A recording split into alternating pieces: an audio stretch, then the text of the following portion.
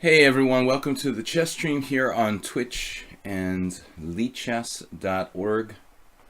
International Master William Pascal with you. We're going to be playing Blitz and Rapid, what we call rapid chess here. Anytime challenge between 5+3 and 7+3. So I think we're actually spanning 2 time controls. The Blitz and Rapid, right? I forget what the cutoff is. But anyways, casual challenges are welcome between 5+3 and 7+3. Unless you want to play chess 960, and then I'll let you use up to a 5-second increment with the 7 minutes. So it's a very complicated formula, but you'll get used to it. I will play up to 2 chess 960 games. Troll in a Roll, who's a subscriber now for the 2nd time ever, likes to play chess 960, and I'm willing to play up to 2 games. So if someone else wants to play a chess 960, I will accept that challenge as well. Good morning, good week. We had a interesting simul yesterday. I lost a couple of the games because of disconnections, Ayesta and Abu Fazl, but we did finish 18 games, and I only lost 1, which was my best result for a while. Last week was a disaster, so I gave myself more time, and that seemed to do the trick. Still wasn't easy, but I managed to avoid like crushing time pressure as I had last time. So without further ado, let's begin some games here. I'm going to play Troll on a Roll, chess 960. Aldisto, I don't know if he's still a subscriber, but anyway, we're going to play him. Lousy Dirty Cheater and Soltigo are moderator. All right, Troll on a Roll. It's knights in the C and D positions on the port side. Bishops on the bows. We're trying to use nautical terms because I can't say king side and queen side. I don't know what to do. I'm just joking around. No, the bow is the front of the boat, and the okay, we could do that too, but that gets too confusing. How do we describe like the front of the boat and the back of the boat here? All right, no, G1 A7, that's protected. Just don't move the knight on C8. Anyways, I'm gonna play B6. It looks like a good all-around move. It opens up the bishop on A8, defends my pawn. The nautical is utterly wrong, according to Gladys Troll. Alright, well, I tried something. He doesn't like the nautical system of port side and the aft of the boat. Now my bishop on A8 is challenged by said bishop on A1. And the bad thing is I don't really want to help his queen go to a better diagonal, but at the same time, if I let him take on A8, that doesn't really benefit me. But then again, it actually hurts my rook. My rook might be less active on A8 than it is on B8. Not great on B8 either. So I don't know what to do here. I guess we take and we just use that tempo constructively. The other fianchetto. I'm not getting any control of the center, really. To hell with it.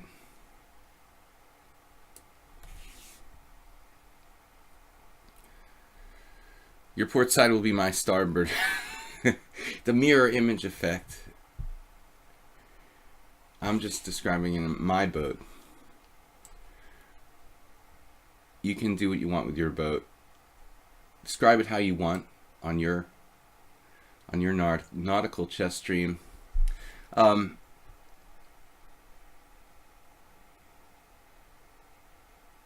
I always try to force the Sicilian in every game, as you can see here, but it follows logically. I want to control the center, and I want to bring my knight out to C6 where it's not obstructing my pawn.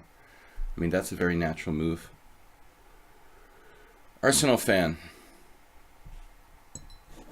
What's up? Stop talking and lose on time already.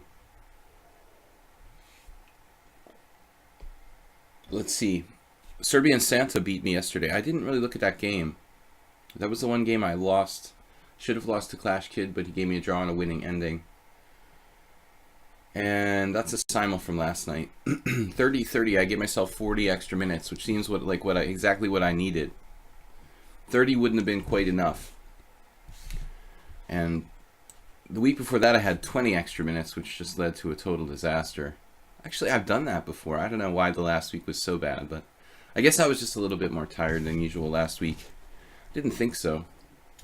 Anyway, you guys check out the Tata results from yesterday. Magnus won again. Magnus showing how professional he really is. You know, I mean, to me, he's not at all a favorite player of mine. I don't really like his style personally. But he's all business. I mean, when he plays one of the weakest players, they're dead. You know, he basically beat... They're not bunnies in general standards, but I mean, for this tournament, basically, you know, Hu Yifan, Adiban, and Gawain Jones are like the three players with the least experience. Well, Wei Yi as well, but Carlsen will probably beat Wei Yi. Did he already beat Wei Yi? Carlsen will just smack down all the bottom players and draw everyone else. And he's done it, and he's now like tied for first again. But the big turn of events was Mamedyarov losing to Giri. Okay, I've been just preaching about how much I like Giri. Watching Giri play against Mamedyarov is kind of, for me, like, it's like chessically watching good versus evil or something. But because Giri basically always plays correct chess. He doesn't gamble. He doesn't try to play like, you know, cheap, swindly type of stuff to trick people. He just tries to play the best moves. That's one of the reasons why he has so many draws, much like myself, I think. But he plays beautiful chess and absolutely correct chess. But Mamedyarov played, what was the opening? Something risky, right? Oh no, it was a Panov. Okay, no, not really risky, but Mamedyarov played a horrible game. He didn't have a clue what he was doing. It's a line that I played and a line that I've discussed here on the stream, and it seemed like Mamedyarov just didn't really have an appreciation for the structure, what was going on, and the kind of position bad for Mamedyarov, because, you know, he's a player who thrives on like tactics and chaos, you know, and this position is all strategy. So Giri just ripped him apart. I mean, it's just purely strategic type of position. I mean, unless you sack a queen like Grishuk did against Zafarli last month in the I don't remember which tournament it was. Mamedyarov made a very, very bad choice of opening against Giri, I think. Strategically not good for him to play that line. He's not a player who's well fit for that opening. So that reverses the whole Mamedyarov trend in the tournament. He's no longer, you know, in clear first, and Carlsen is in there, man. Very opportunistic, businesslike. 95 now. He's gonna upset my king. I could play Rook B7, an interesting defensive move. Putting my rook on the diagonal with that guy. The knight on D5. But the other problem is that if black plays E5 here, Rook B7 would look pretty embarrassing. Maybe I should kick it out with E6, allow him to check me, then move the king. But then he's going to like A6, he's hitting my rook. I don't know what to do here. F5, that doesn't look good. Arsenal fan, you're criticizing Troll for losing on time. You seem like you're making him angry. He's going to play better now. Please don't provoke my opponents to play better. I'm just kidding, guys. So, it's very important that you play positions that are good for your style. You know, this is what happened yesterday with Giri and Mamedyarov. Mamedyarov played a position that is much better suited for Giri and not for him. Okay, at some point we get really arrogant and we start to think we can do anything. We're like Superman, you know, and it's possible that Mamedyarov's starting to get overconfident. Don't underestimate Anish Giri. The guy is absolutely awesome. He can decimate anyone if they play badly, even if they don't. Okay, man, this is annoying.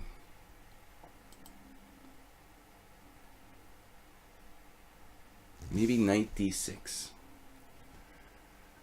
Knight d6, e5, knight f5. That knight gets locked in there. I think I'm going to chase it out. It was a nice move. He's checking me, and I don't know whether to go to e7 or d8. Maybe better just to go to e7. Connect my rooks in the back rank. But we have some problems.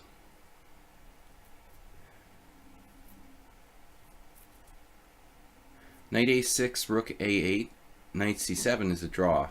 So if I want to play for win, I have to play rook b7. That's awkward for both my rook and his knight. If e5, I can break it up with f6, it looks like.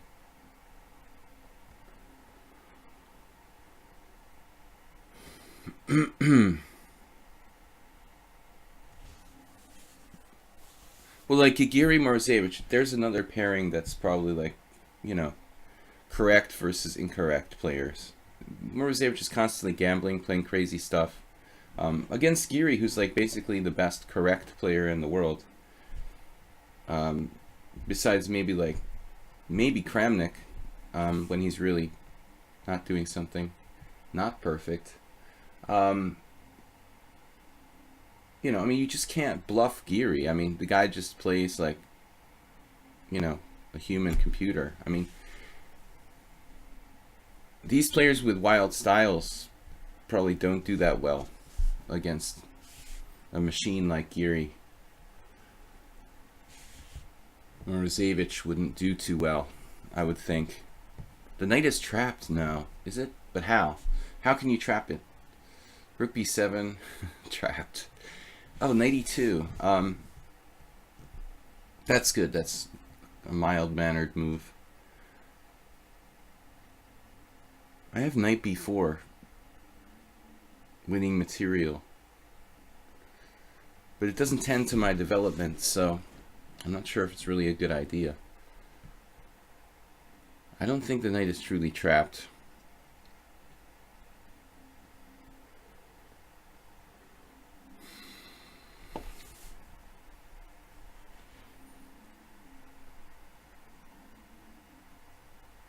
I mean, just knight b4 is not, it's just not really useful. It just neglects my development. I need to tend to the problems in this position. Knight b4. Screw it. Maybe I can use it against the knight on c7 though, to play like rook b7 and a6.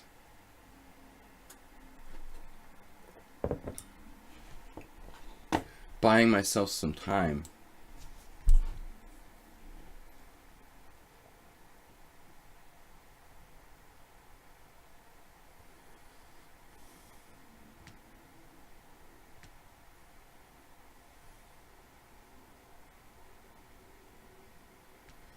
This looks better for white to me.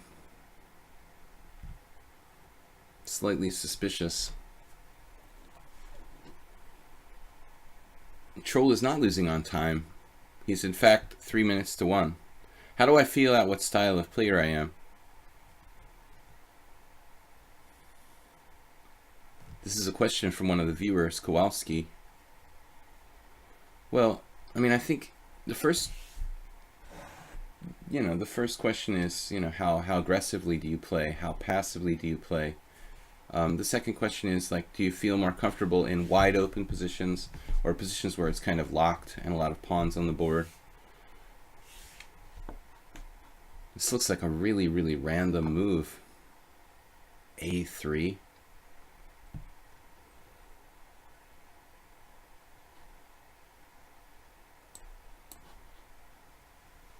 I don't know if this was best. This was a little adventurous. He could play knight to d5 check. Still, I think that black is good there. And Troll just... That was crazy to play a3. Now I'm just up a pawn.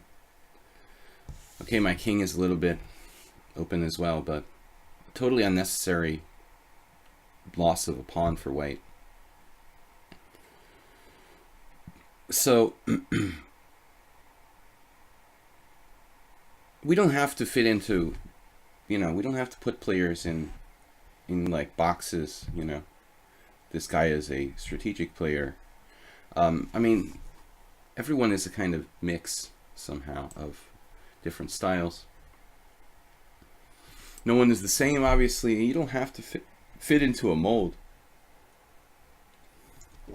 But I'm saying, especially at that level, at the Super GM level, these guys ought to know what they're doing. I think it's possible that Mamedyarov got a little overconfident. He's been having such a good year, and last year and lately, and now he's like dominating this tournament. It's easy to underestimate someone when you're really, really uber confident. Like I'm sure that Mamedyarov has been lately.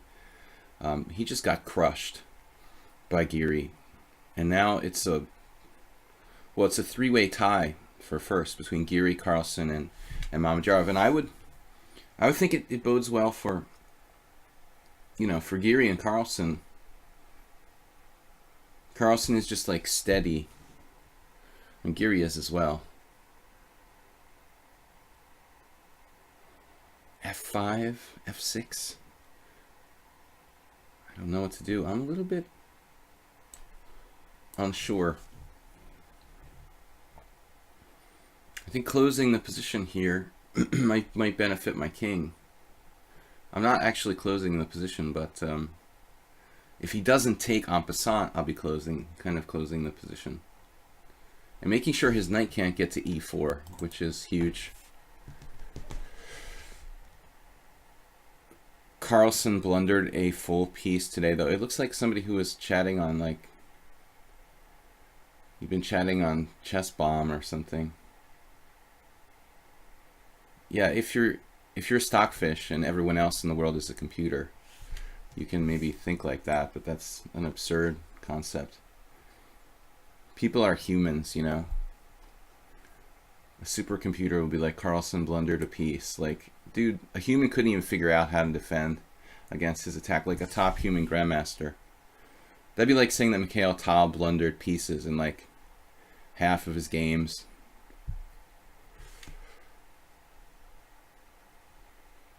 There's an element of complication that can't really be underestimated. Everyone looked like, especially beginners, look at the evaluation of Carlsen blundered a piece. I mean, the dude sacrificed a piece and he knew the line. It was like some kind of analysis. He thought it was most likely, I would guess he knew the line. I mean, it just looks like a inspired decision over the board.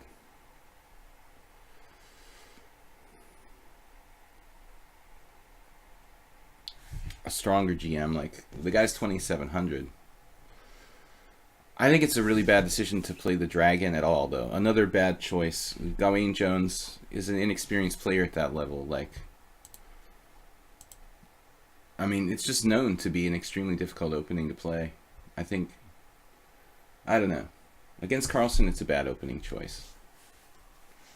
I don't really know.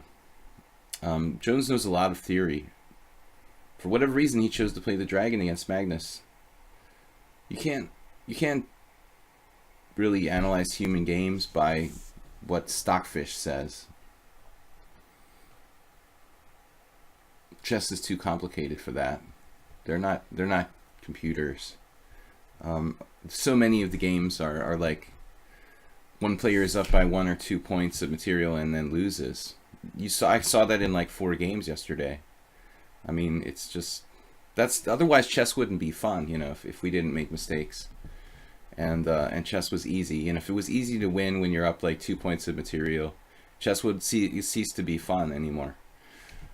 Troll just resigned here. It's kind of strange, early resignation. I mean, I'm just like up a pawn with my king in the center of the board. I didn't have the feeling that Carlsen blundered a piece. I had the feeling he sacrificed it, and there were a lot of ways for black to go wrong there. So who knows what his analysis was? But one thing is for sure, that he probably didn't expect a dragon. I don't know. Although he's got to expect it at some point. He has some analysis Maybe not for that particular game, but you know, set aside, and he used it.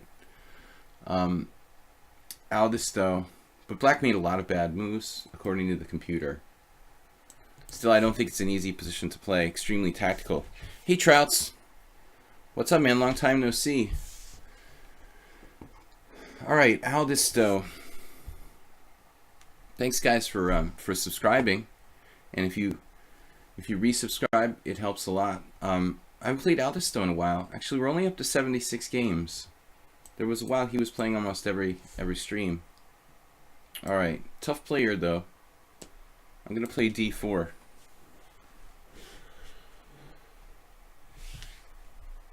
Trouts, you should play. I guess you're probably busy, but you should play in my simul one time on Sundays. We had one last night.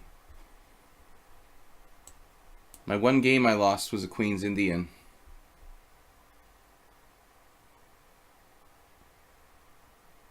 All right, let's see. This is the main line of the Blumenfeld. I've been playing this with black. This was my game from yesterday.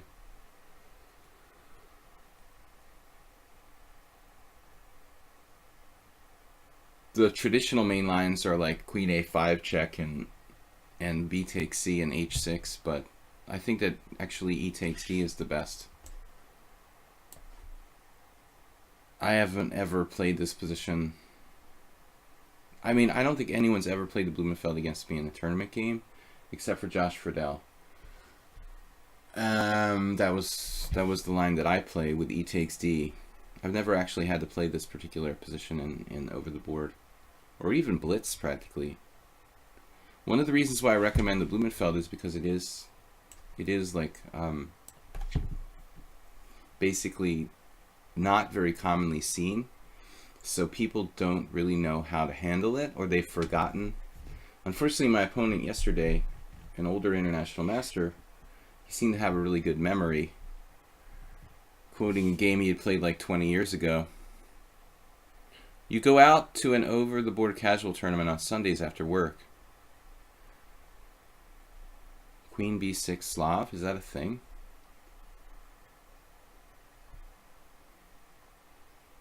No such thing. Is there such a thing as the Queen B6 Slav?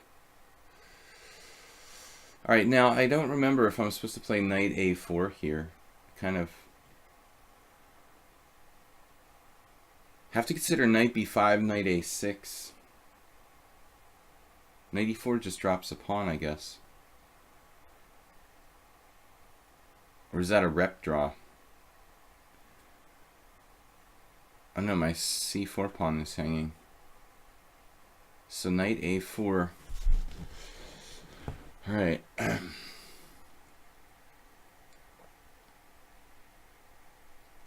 Yeah, I guess I have to play Knight A4.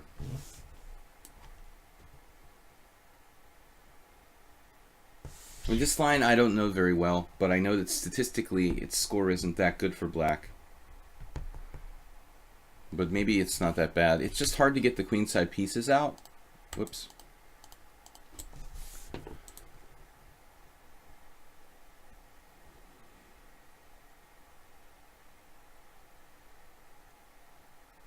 I would think I'm supposed to play A3, trying to free my knight.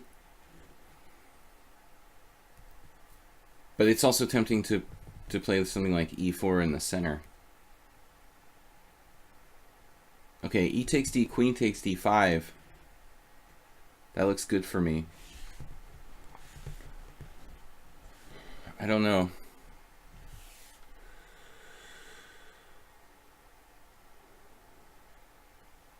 Queen B6 Slav. It's a very rare line, Mr. Arsenal fan. It's a very, very rare line. There must be something wrong with it. The question is how wrong. How incorrect is the Queen B6 Slav? If it was good, maybe more people would play it. But maybe it's not that bad. It's a question of how bad it is or how good it is. This looks dubious for white. I don't know, man. Dubious why? I don't have any problems. All right. Knight d7 looks fine.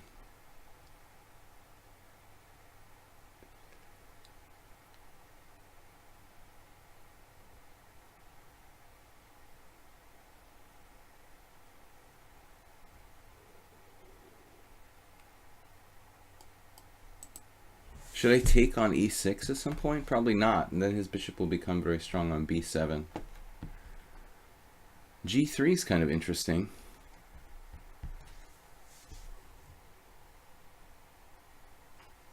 That looks solid. Maybe he's going to play bishop b7 anyway. That's fine.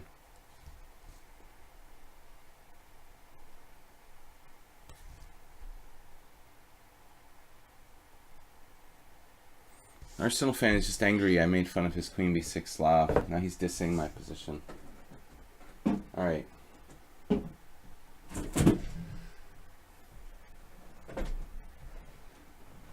no. I've got an extra beer in my fridge. That's awesome. Alright.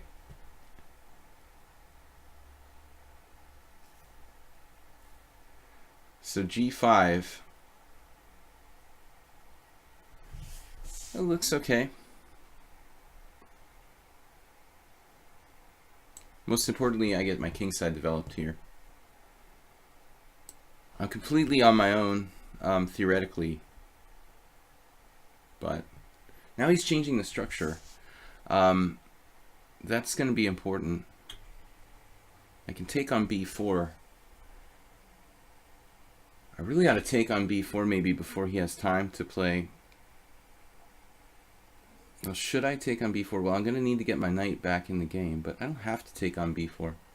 Okay, maybe this.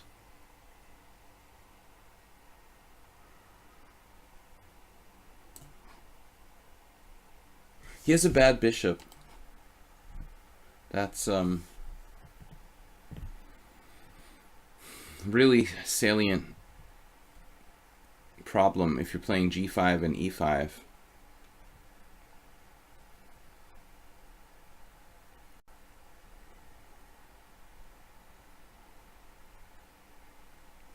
Now a5.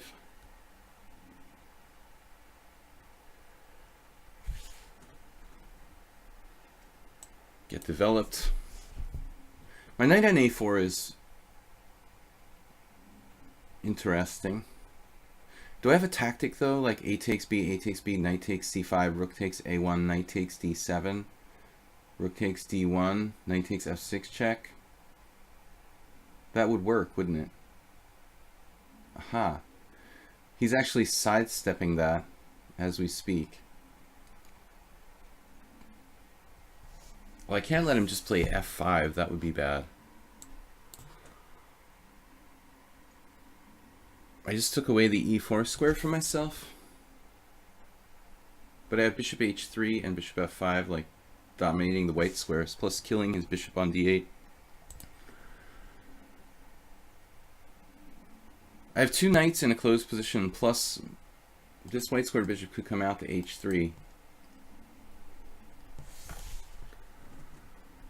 The f5 square looks like a huge hole in black's position. I thought he should play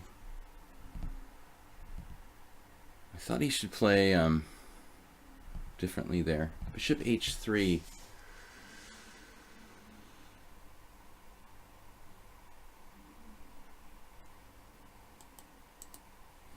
We'll leave my king side a little bit open.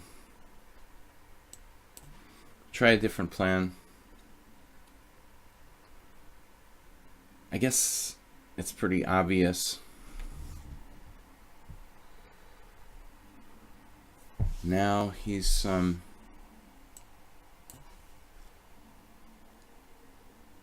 rook takes b4. I have, you know, a better structure.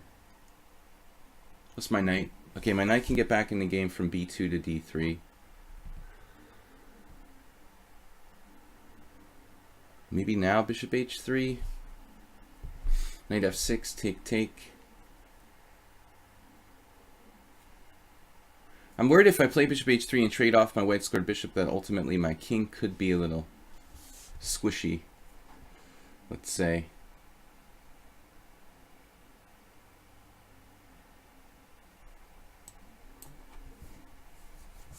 Oh, now he's got bishop d8, bishop b6 maybe. And bishop d8 will also protect.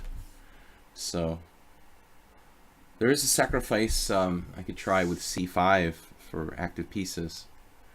That's got to be an interesting. Mamadjarov would like that. Interesting idea.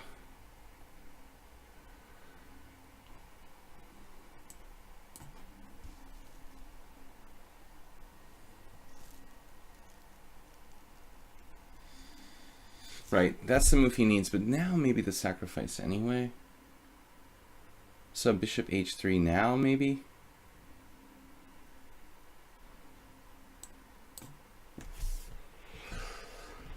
I don't know.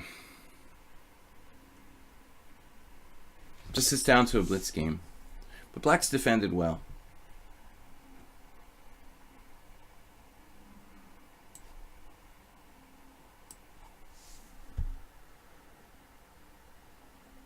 You get the f5 square in this line.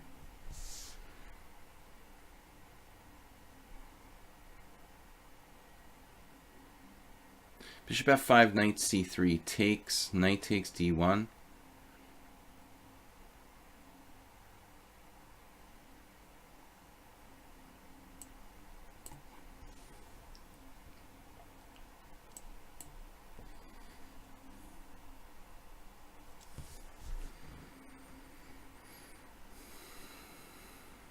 You should be clearly better with the knight on f5.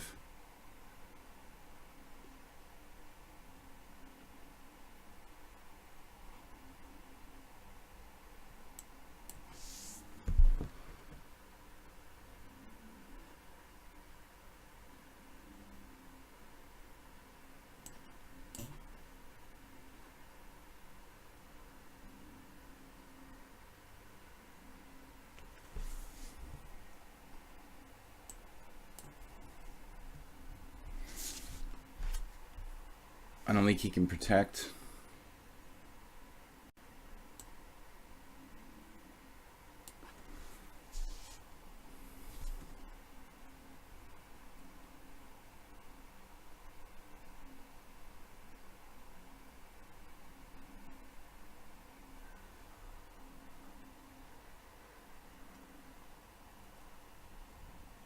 Too many weaknesses on d6, a5, h5.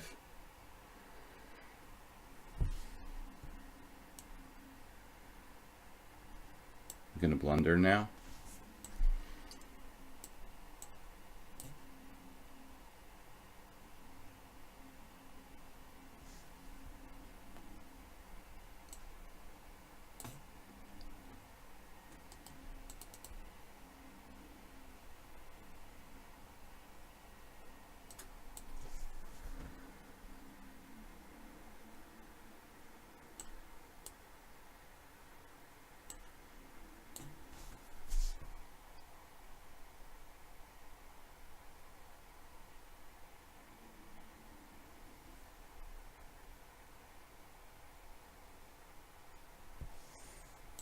I'm curious about the opening. I had the feeling that probably knight a4 is right, but I'm not sure about the rest of it. No. So knight b5 is the main line, and knight a4 is like the second line. I'm supposed to play knight b5, knight a6, and then queen d2 or something. Apparently even e4 is possible here. This is the main line. It doesn't look that bad for black. Maybe this is the second best variation for black in the Blumenfeld. I don't know, h6. But it's much safer in my opinion to play e takes d. It looks like queen a5 check is played a lot. Actually, all the moves, even b4 is played. That is a weird move. But my knight a4 is okay. Looks like there's a couple games here. Engine's not crazy about it. It's probably like equal. The idea is to play a3 though. Sometimes you have to give Stockfish a lot of time. It might start like I can't talk, liking White's position more if we give it some time. This is apparently the best move, but a3 is a new move. I mean, to me, okay, here he makes a mistake. Maybe not. Played knight d7. But knight a6 makes a lot of sense to play knight b4.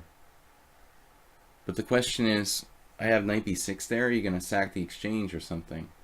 If knight a6, a takes b, knight takes b4, there's the c2 and there's b2 hanging. So I can't do this. I'll just get punished. So it looks like knight a6 is better than knight to d7. The computer went as far as to give him a dubious with knight to d7.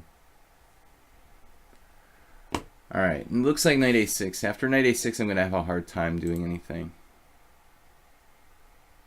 My knight is worse placed than his knight, maybe. Ultimately. It's about equal.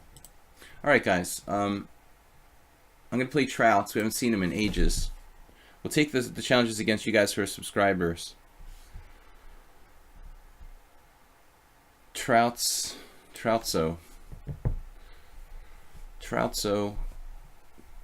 must be pretty late. He's in the US. All right. What are we going to do? G6.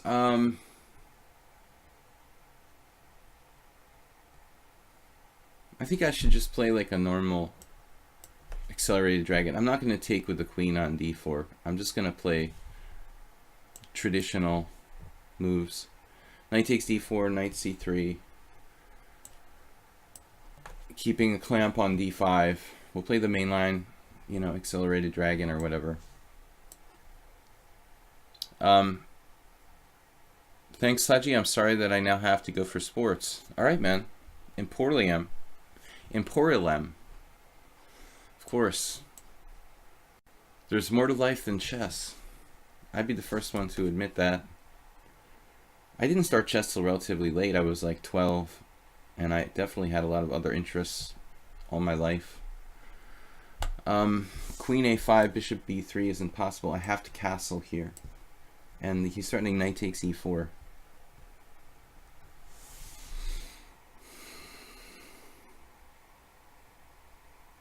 I'm playing the openings that I play myself. I play the accelerated dragon, I play the Blumenfeld, except I don't play the variation that... I haven't been playing the Blumenfeld that much. I started like 10 years ago, kind of gave it up and then started playing it again. But the accelerated dragon I played a lot over the last 20 years. I always hate playing bishop to b3. It feels like it's a waste of time. But there are tricks based on queen b4. This is by far the main line.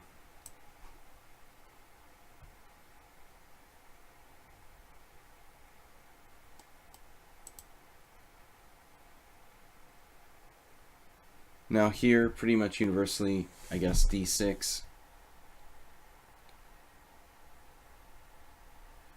c4, I heard, is the main way to approach it. I wouldn't say that, Arsenal fan. I would say it's kind of 50-50. It depends on what kind of player you are. Not everyone likes to play kind of boring positional lines like c4. For an attacking player, it's not really an exciting way for white to play. So I think for like technical players, c4 is definitely a better approach. But for attacking players, the c4 lines are very, very boring. There's not a lot of tactics. It's just about taking space and then trying to consolidate it. I also wouldn't recommend it to low-rated players because it's just, you got to have a lot of skill to take space and consolidate it. It's not a flashy or fun way to play for white with c4.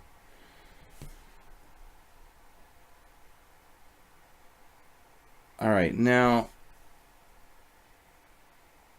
it's not a manly man's way to play. If we want to be non-politically correct, which I don't try to do, but I have actually said in the stream that I think c4 is the most annoying way for black to have to play against. It's not a lot of fun. c4 is much lower risk. There's less chance for white to win, but also much less chance for black to ever win. I think it just like calms the game down. It's not as fun for both sides. That is c4, the so-called Marazzi bind. So if we play c4 here instead of knight to c3, you know, in my opinion, it's less fun for both sides. Almost no winning chances for black, and kind of like less tactics for white as well. Okay, bishop d7. This is main line.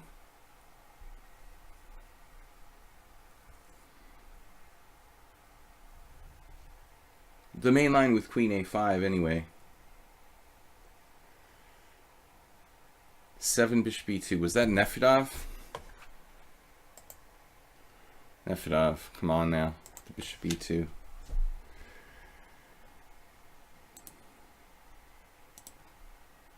Nefedov plays like bishop e2. It's a form of classical dragon.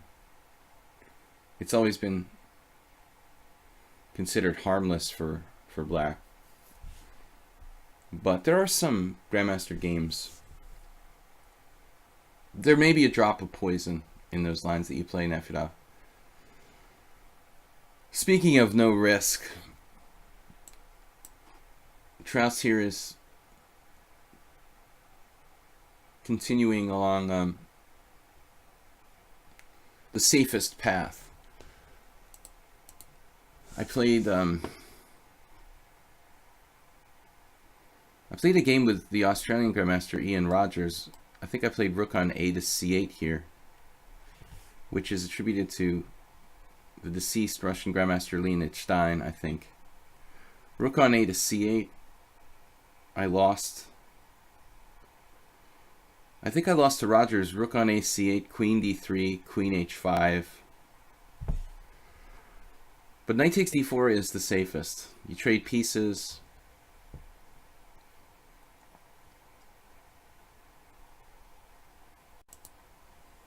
I'm not sure about b5. I think that the main line is bishop c6. I've definitely played this for black. Bishop c6, queen d3, and then rook on a to d8, I believe.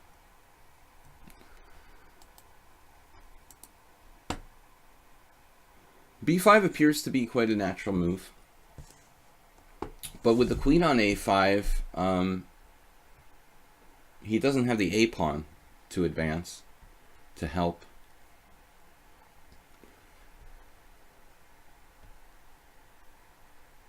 There's also e5. Isn't e5 something here? I'm not sure.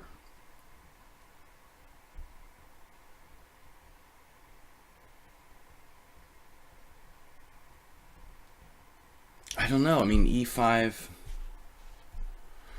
knight h5. I have no idea. Am I overextending myself, or is this just good for me? e5, knight e8 is even possible.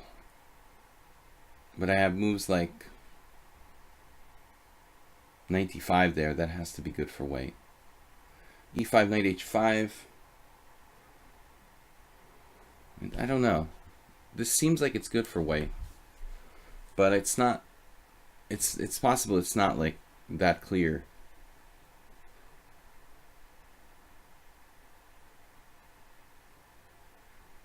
I don't have this committed to memory or anything. I mean, I just play one position at a time, but usually I've more often been black in these lines.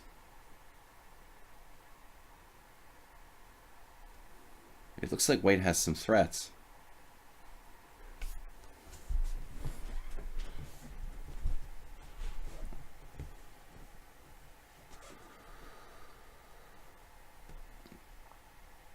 Yeah, I mean, Rich, you may be better suited for the c4 lines.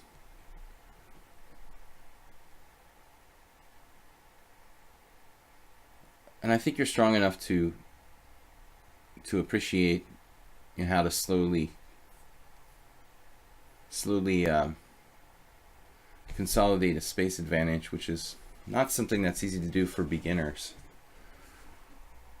I think the Marazzi, you know, the lines with c4 are, for real beginners, it's just, you know, a little too advanced in a way. A lot of subtlety. Like, I don't think you should teach little kids who are learning how to play chess and they're like beginners to play like the Marazzi with white. I mean, it's a little too subtle for that. Okay, now feels like we should have some kind of tactics, but the only hanging piece is the rook on a8, so I don't think there's any immediate knockout. It looks like e7 is weak. Speaking of hanging pieces, okay, I mean e7. He does have queen d8 defending,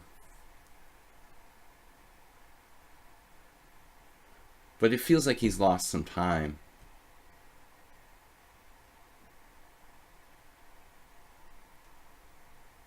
Wait, it has to be better here. How much better? There's just no immediate knockout.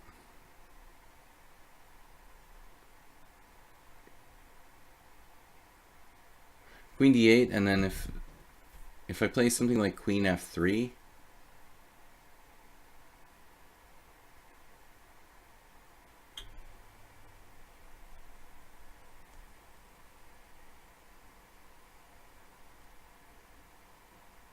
he might even have knight c7 on queen f3.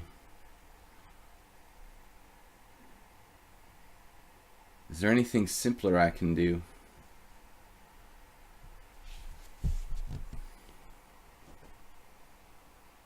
It just doesn't look like there's any way to knock black out directly. We just have a slight superiority. I'm just looking for ways to develop my pieces with threat. Queen e2, queen f3. Queen f3 was my first candidate move, targeting the rook on a8. Looks like he can play knight c7 there.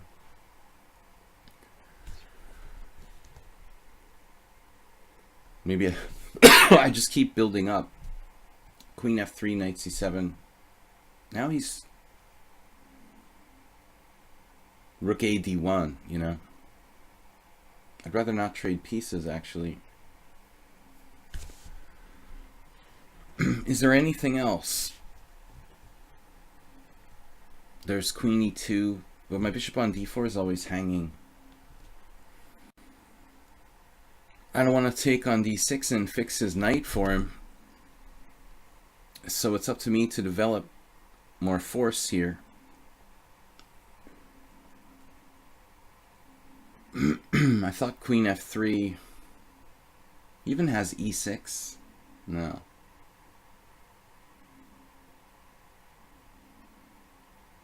Actually, well, on e6 I'll have to retreat my knight back. I've got to do something though. Alright. Kind of a natural square. It's more than just a cheapo. We're developing our pieces and making way for the a rook. Downside is that my bishop on d4 is unprotected momentarily.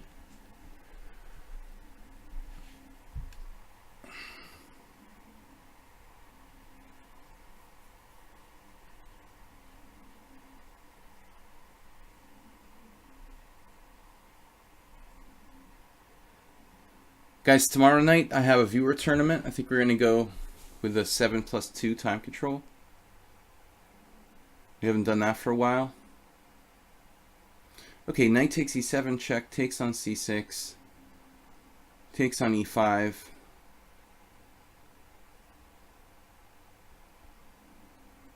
His rook is hanging.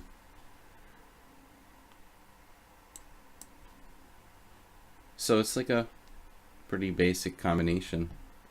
This was a terrible blunder, bishop c6. It looked like knight c7 instead of bishop c6, sorry. Not knight c6, bishop c6.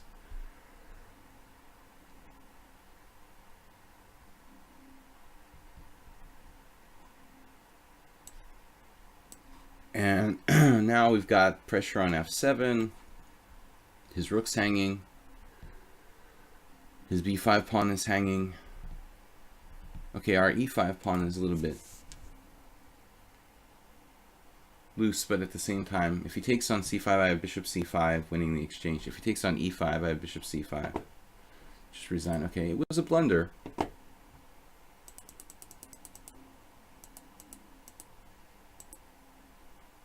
So everybody plays bishop c6. It looks like you can also play rook a d8 with the idea of bishop c6. That's kind of the main line.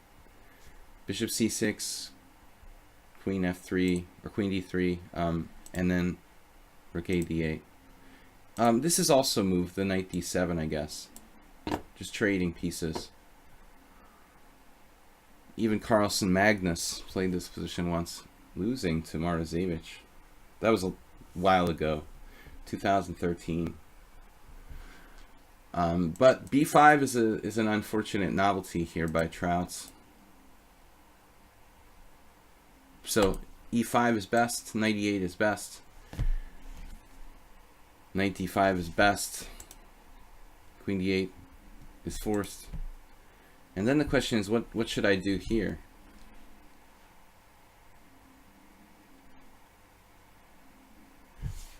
Wow, the engine likes taking on d6. Take, queen d4 check, king g8 with a small edge. Wow, wonders never cease. I play queen f3, and here you have knight c7. And it's not that bad. It's just not that bad for black. I would have gone here. And white is just slightly better. Alright, thanks for the game, Trouts. We're going to play our moderator, Mr. Soltigo. I'd like you guys to subscribe to the Twitch stream, please. Also, check out my videos on that I upload on YouTube. In the future, I'm going to start... You know, Soltigo, a lot of times I would abort if that was just a random game. But because it's you, I'm going to give you some slack. Alright. It's not Weird Wednesday. A4. Bad move. Alright, how should we handle this?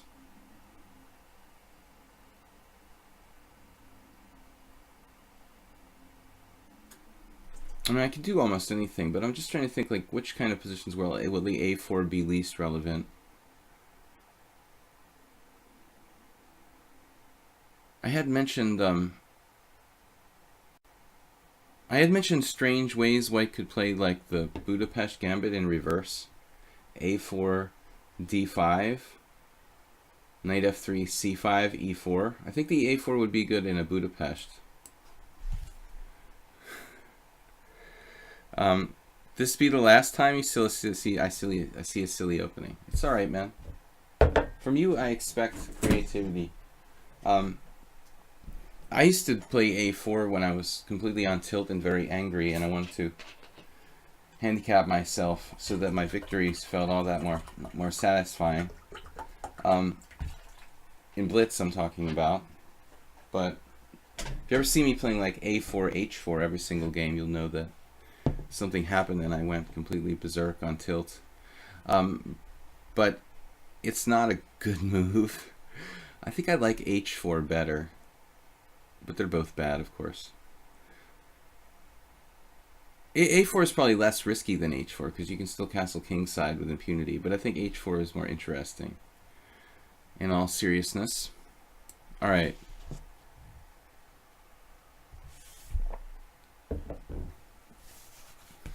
But I'm serious. Like if black played d5, c5, you could do knight f3, e4, and play a kind of Budapest gambit, where a4 might actually not be a bad move.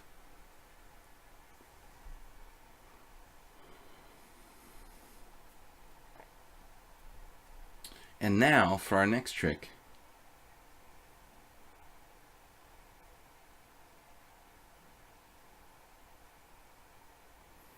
The advanced variation.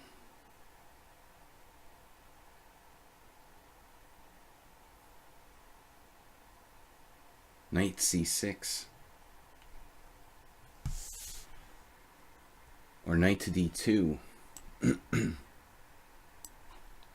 The Tarash with a4. I decided to go for.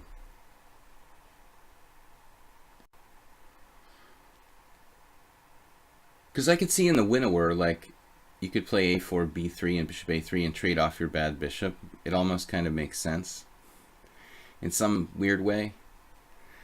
Against the Tarash, I just don't see this being relevant at all.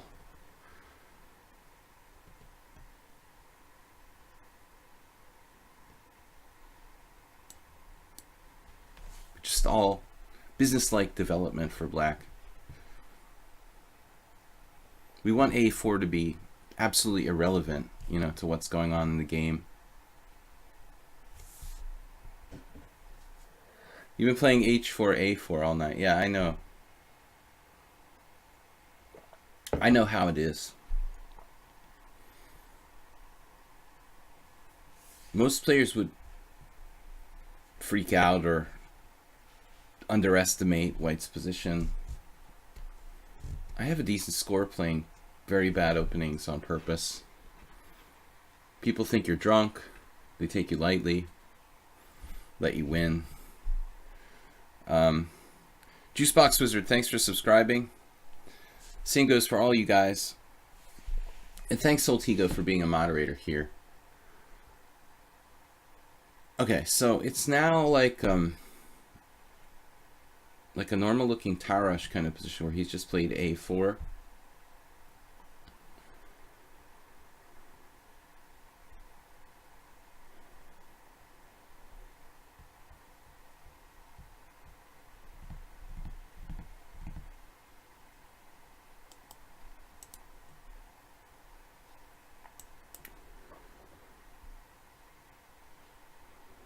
I guess I could consider playing a5 to fix his queen side. But it almost feels like I'm justifying it to some extent.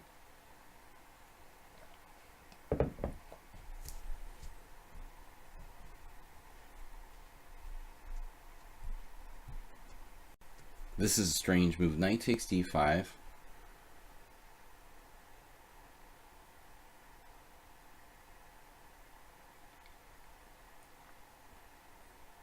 Take, check. At the very least. Has to be slightly better for me.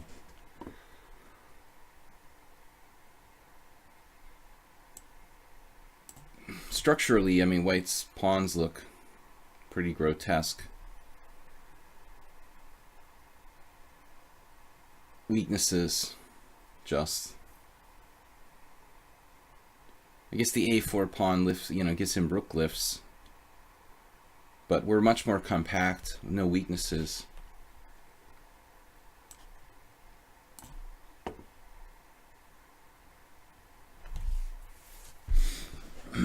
And now, you can play around with ideas like queen e7.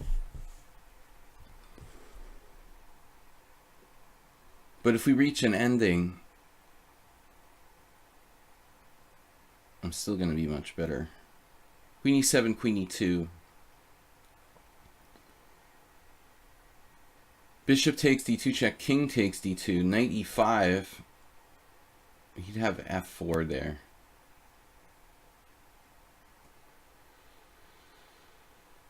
So I can't really like avoid a trade of queens. Bishop takes d2, queen e7, queen e2, bishop takes, king takes, and then just something like knight f6, attacking his pawn on d5. Queen takes e7 check, king takes e7. He also has bishop b5 check. So I feel like I should get my king out of the center, like first priority.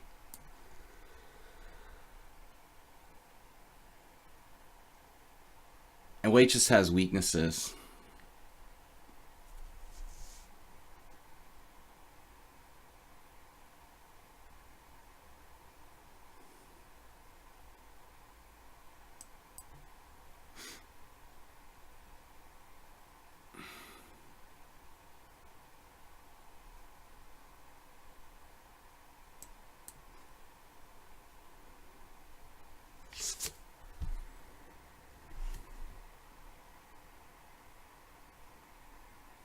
It's always nice when you chop the rook on h3 off of the bishop. Yeah.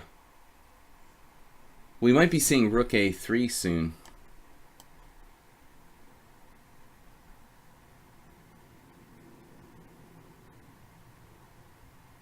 Queen e7 castles. Queen takes e2, rook e1.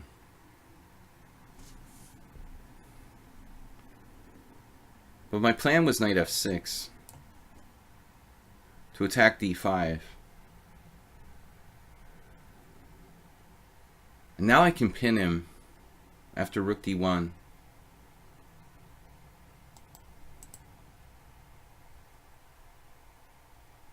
I could also play like a technical position. Actually, I have rook. No, I don't. I was going to say I have something I don't have. Well, there's a lot of good moves. We have queen e7, really pinning him now. That looks pretty decent. And then castles, queen takes e2. Doesn't work anymore. So now he's just jettisoning a pawn.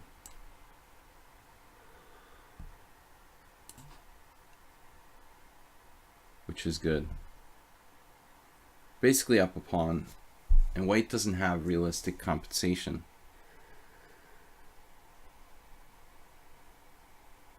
But maybe it was the best practical try, because if he didn't castle, I am going to pin him with queen e7, and he's going to have problems. He's going to have to play like king f1 or something in order to get his king out of the center.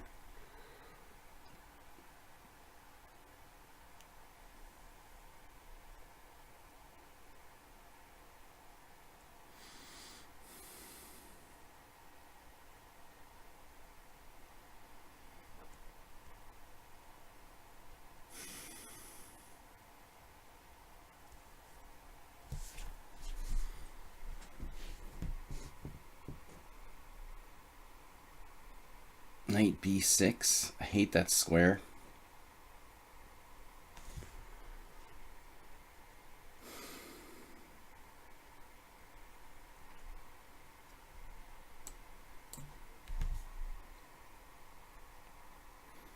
Now he has like knight g5 or knight to d4. Okay, we gotta hang on to our extra pawn.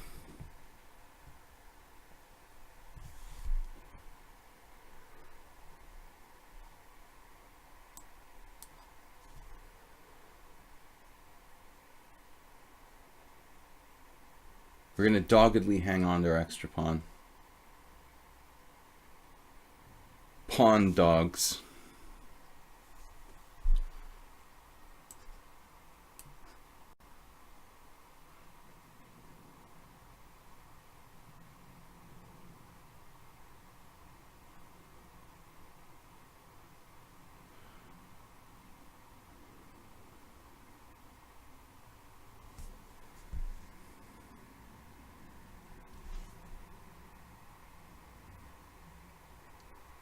I'd prefer to take with the rook on e6.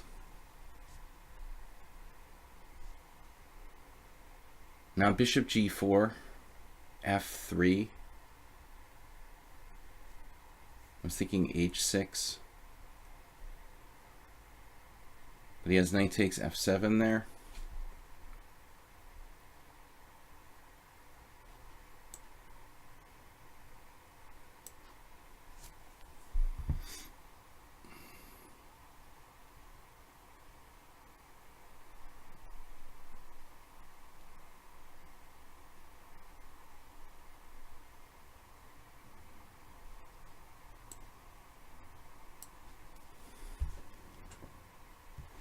Amazing play by white. So fast. How is he only 1700 in bullet? Damn, Soltigo, you're really creative, man. What an amazing game with A4. I'm just barely clinging to my advantage.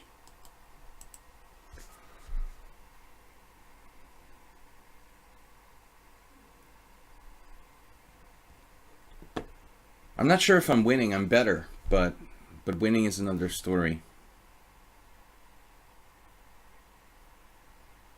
Maybe I don't know. I didn't see any good moves that I missed.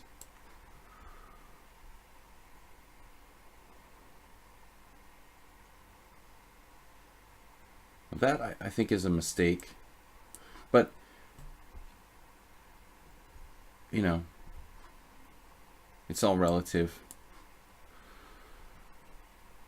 I think you should keep the bishop.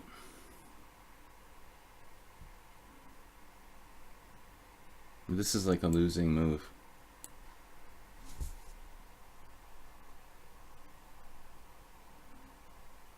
Endgames.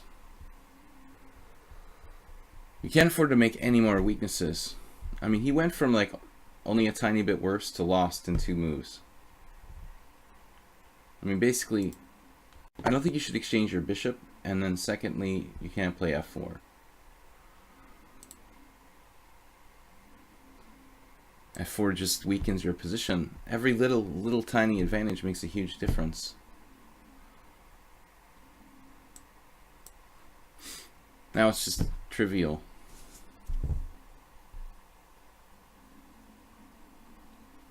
Okay, I could theoretically still mess this up, but there's more weaknesses.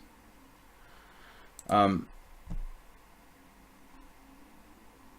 if we go back 3 moves here to bishop c4,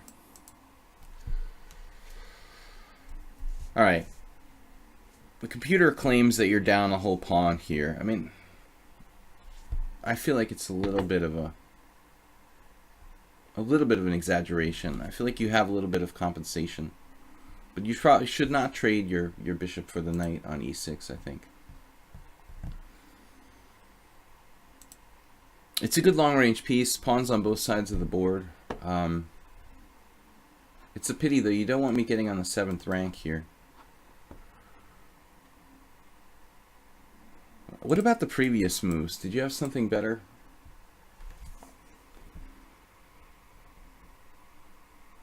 Not really. Okay. King f1 here. Proving your king. Why trade any rooks? I think keeping both rooks on the board. The thing would be like this kind of ending. I was thinking about rook takes rook d8, rook takes d8, knight takes d8. This is very interesting. And I'm not certain that white is winning. It's probably and black is winning. It's probably a draw. But it's a really long technical ending. I mean, I wouldn't want to play like Kramnik down a pawn in this kind of ending. You know, but I have seen a lot. In my experience, I've seen a lot of endgames of this kind. And you don't want me to fix your queenside, so probably b4. Basically, you'd rather have the pawns on dark squares. But your king's getting to the center. Your bishop is strong on both sides. I think that realistically white has good chances to hold the draw here. Alright, but bad first move. A4. Let's see, the computer gave you a dubious for that. We didn't analyze it. But it will analyze from the beginning backward, which sucks. I just wanted to see if it gives you a dubious for 1 A4. Alright, Mule Skinner's up. We've got a challenge from him. He's a subscriber, and actually one of my... Maybe Mule Skinner is the record holder now. 139 games. I know Gladys Troll has a lot of games. Constant Change had a lot of games. Shaw had a lot of games. But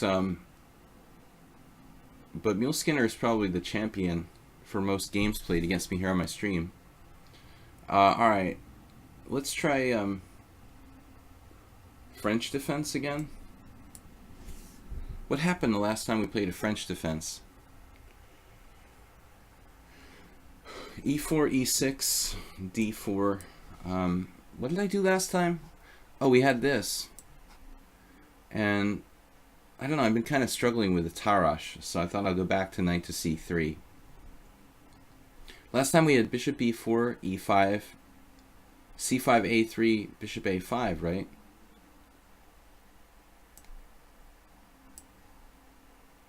You can also play knight E7.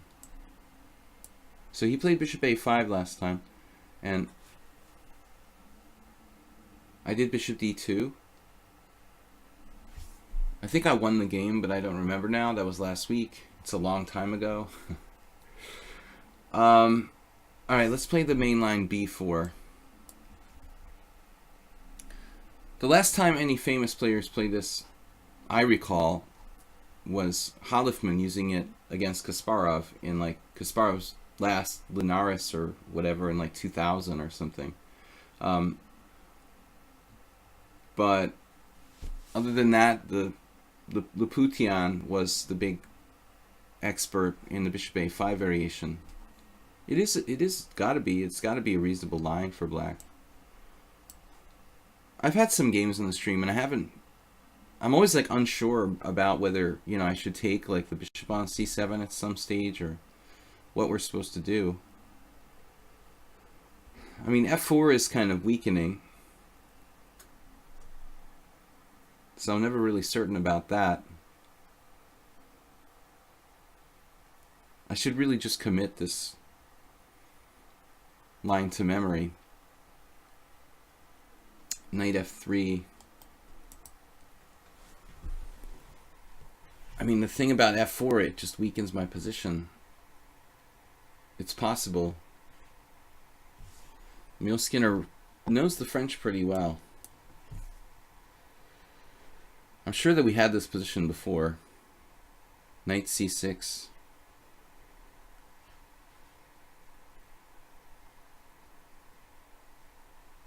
I think he played another line too. Did you play? Emil Skinner, did you play against me? C takes D here?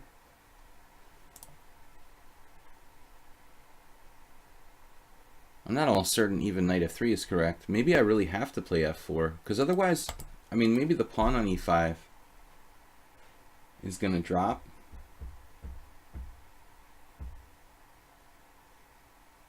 Is this just a blunder for me? Can I do bishop F4, pinning myself to F6? Doesn't look right. Huh.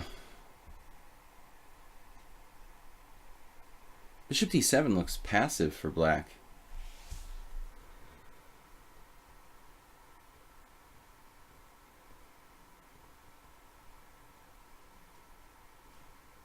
But then again, he's just going to get pressure on E5 ultimately.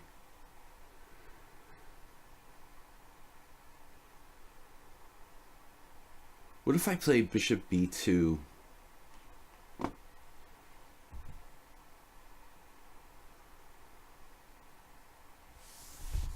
I really have to learn the theory in this. It's not enough to just make it up.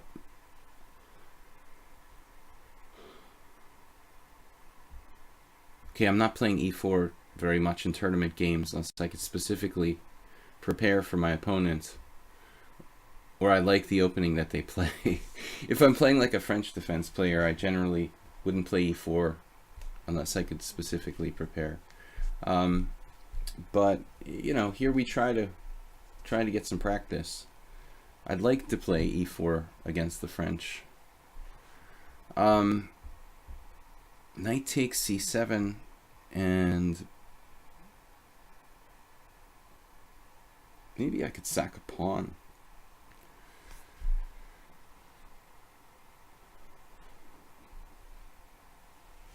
There's also queen takes D4, but then knight C6.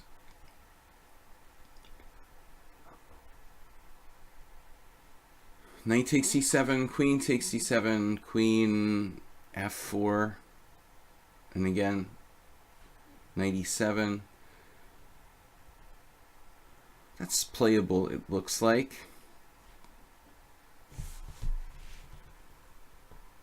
What am I saying? Queen takes d4, right?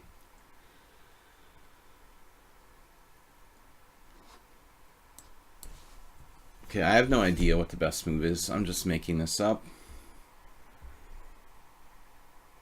I could choose bishop b2, maybe? I don't know any theory in this position at all. Improv. No, I don't think that bishop d7 is bad, and Mule Skinner knows quite a bit about the French, so I'd be surprised if it wasn't a variation.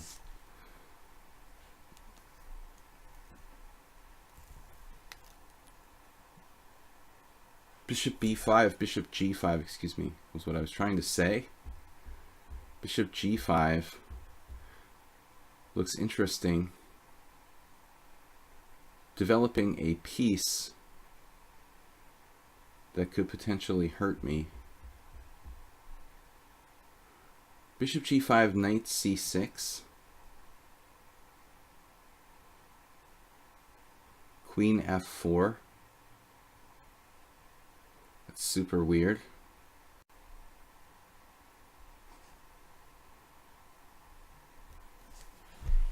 What else can I do? I mean, I'm just basically concerned about my e5 pawn getting surrounded, and I'm trying to take measures to make sure that doesn't happen, but it's not really a big achievement, you know. It's like a defensive type of thinking. I mean, I don't think this is really great for me. It looks passive on the surface, but it's kind of like a Caro-Kann or something. I don't see, if I can't generate a tactical threat, I don't have any plan. I don't have I mean, c4. There was a Caro-Kann like last year where Karyakin beat Topalov in an advanced Caro, and he played c4 in this type of structure and like crushed Topalov spatially. But I would be concerned that my e5 pawn is gonna fall. c4 might be interesting. But in this particular position, like c4, knight c6, could fall victim to tactics. Plus my king side's undeveloped. That's the move we'd like to play strategically, you know, c4, so that our c pawn isn't backward. We could destroy his strong point on d5. Knight c6. All right. So I guess I was looking at queen f4, but it's not the only square. Black has f6 there. Okay, it's complicated. Queen f4, f6, knight takes c7 check. There's also queen f4. Yeah, f6, knight c7 check. Queen takes. Pawn takes pawn, e5. Knight takes e5. Oh, there's like a check on c3. Queen e3 is possible.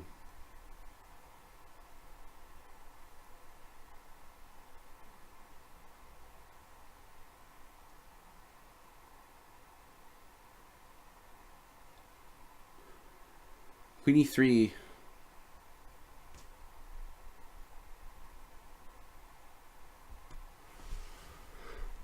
Oh man, I don't know. Knight takes c7 check. No. Queen e3. Queen e3, bishop b6 is also strange. Allowing knight d6 check.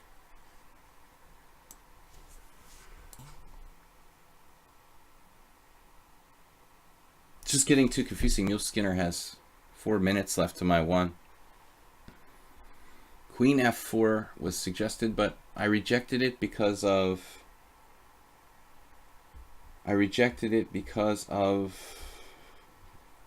knight. What did I reject it for? Why did I reject queen f4 again? Someone remind me. F6? Seriously? Yeah, I saw something. Seriously? Would I reject it because of F6? I didn't like the fact that C3 was hanging with the queen on C7. There was some line where he's threatening queen C3 check on my king and rook on A1. I've definitely lost games like that.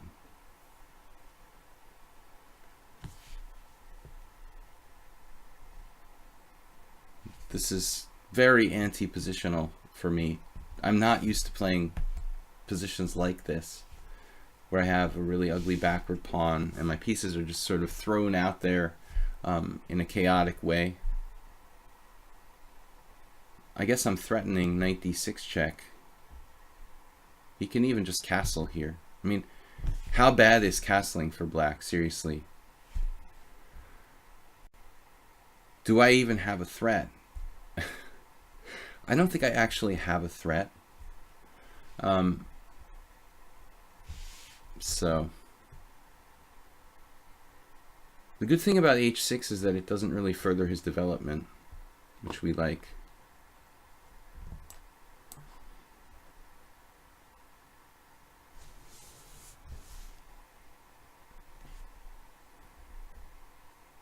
Now I'm just hoping that I'll be slightly better spatially.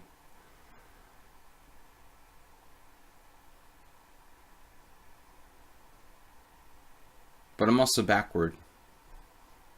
And bishop d3 loses to queen c3 check. There's our favorite concept. Oh man. All right.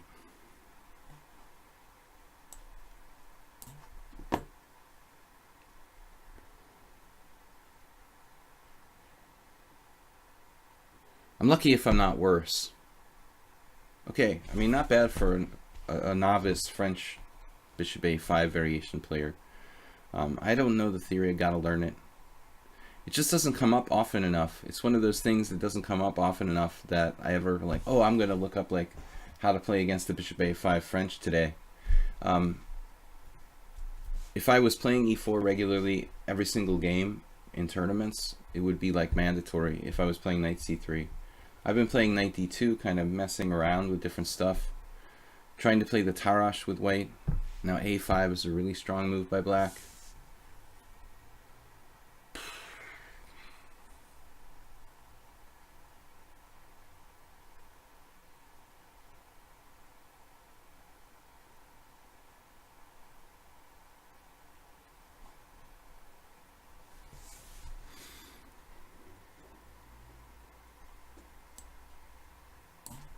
I don't know.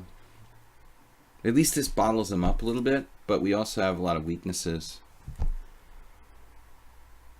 I can't get my king side developed so I can play like bishop e2 castles.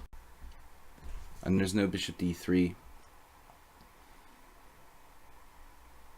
I feel like black might be slightly better here.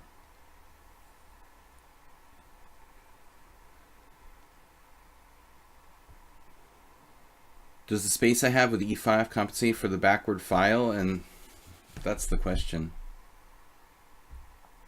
If knight g6, f4 looks okay. So you can't really put more pressure on that pawn.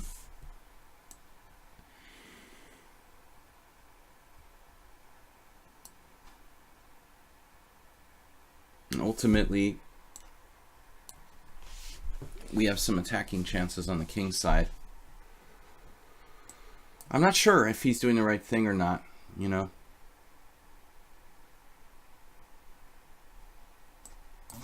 Okay, I'm about to lose on time, so.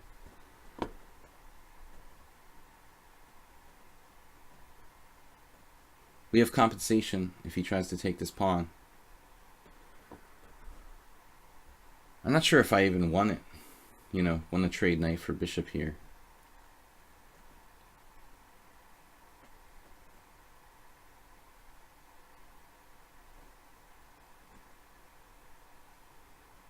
I should play for attack, keep the pieces on the board. Even f5 there.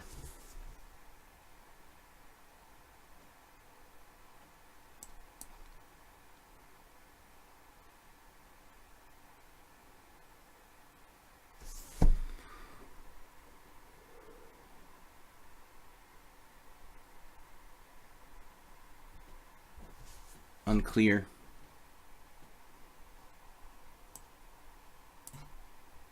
Maybe I could take with a rook on f5.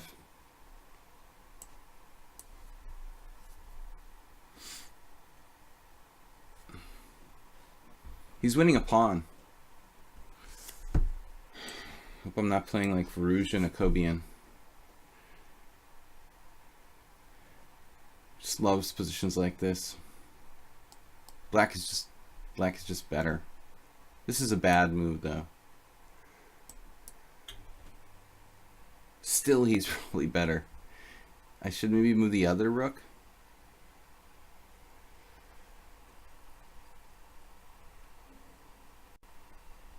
I'm still slightly overextended. Probably it's a draw now. Not so easy though.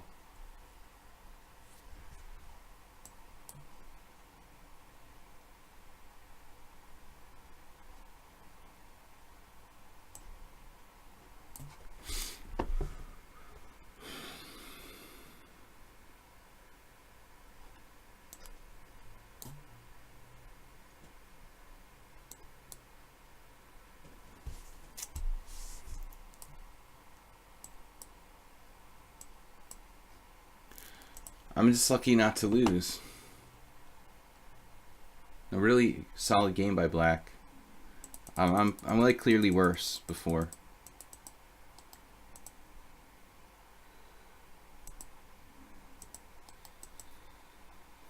I thought Queen E4 was too much of a concession. You know, you need to play for a win here.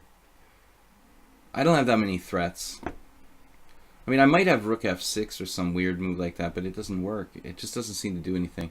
If you just play here, you're just up a pawn. Black's just up a pawn here. I mean, this is very awkward.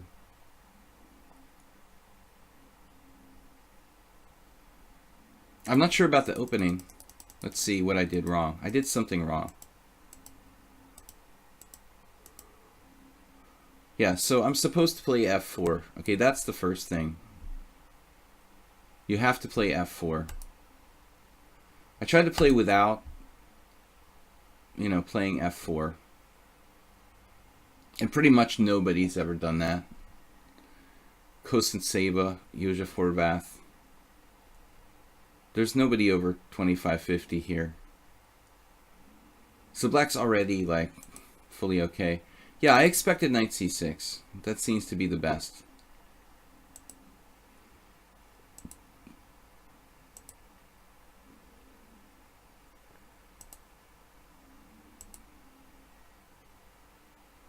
Now, apparently, I didn't even look at queen b2. It's just too abstract. Queen c3, also kind of abstract. Apparently it was like 13 cent a pawn each. Really good game. Queen e3, h6, best move.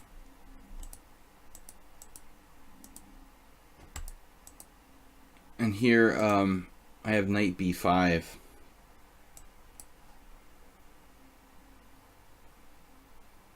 Which is maybe not any better than what happened in the game. Anyway, okay, we need to play f4 in the opening.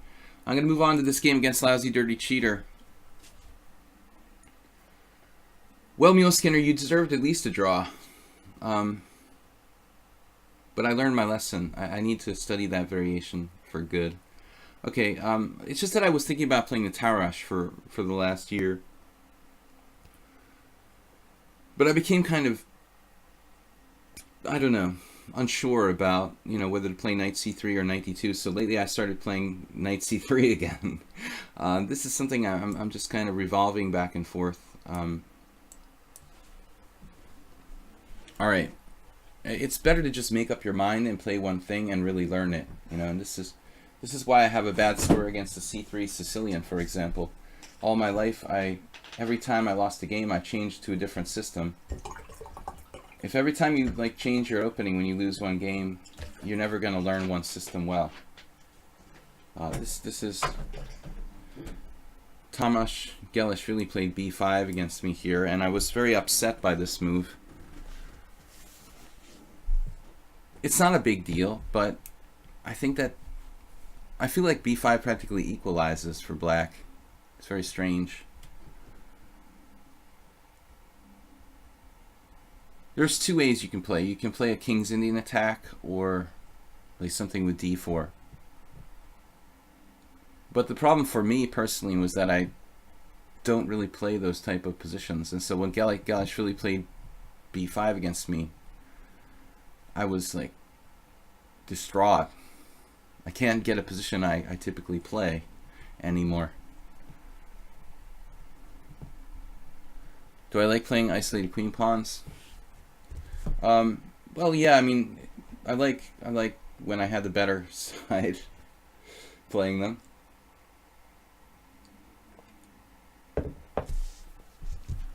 Personally, I like playing against the isolated queen pawn more. But I also play, you know, Panov Botvinnik, for example. I guess I like the better side, the better half of the IQP positions. It doesn't matter if I have the isolated queen pawn or I'm, you know, playing against an isolated queen pawn. But I like, you know, I like being on the better side of it, not on the defending side.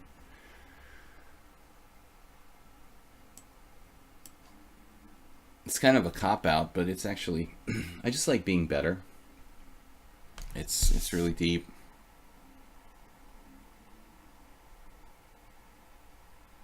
Good job, Mule Skinner, though. Thanks for subscribing. Guys, check out my YouTube channel. I finally passed 1,000 viewers this week, but I've got to get some new material in there. With the stream and lessons, I don't have that much time, but hopefully we can maybe make a new YouTube video every week, at least, going forward. Sometimes we'll do like game analysis, maybe pick some games from the stream, from the Blitz sessions, from Simul. Okay, so Lousy Dirty Cheater played d4. Against Galashvili, when I was surprised, I tried to play some kind of King's Indian attack, but I didn't play it right, and I just lost horribly. One of the worst games I lost in the last 5 years. It was like 4 or 5 years ago. No, d4 I think is a good system, depending on what you do to follow up, but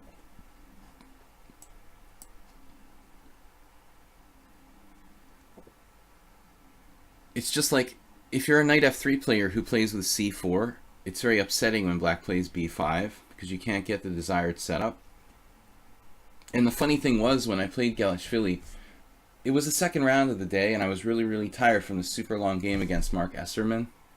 And I got paired with Galashvili, and I was like, okay, I'm white, you know, I'll just play carefully. If it's a draw, that's great, you know. I just want to like rest, and we're not going to take any chances. But I played like knight f3, and Galashvili played knight f6, and normally I play c4. I have no idea what came over me, why I played knight f3, knight f6, g3. I don't even have an explanation for it. It was like absolutely random. Like I just chose to play this move order that I don't normally use, and he goes and plays b5, and I'm like, what am I doing? Why would I play g3 in the first place?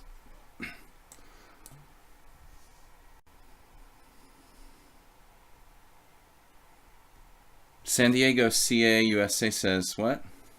I won both my games as black tonight in my OTB games. Back to back with black. That's always good.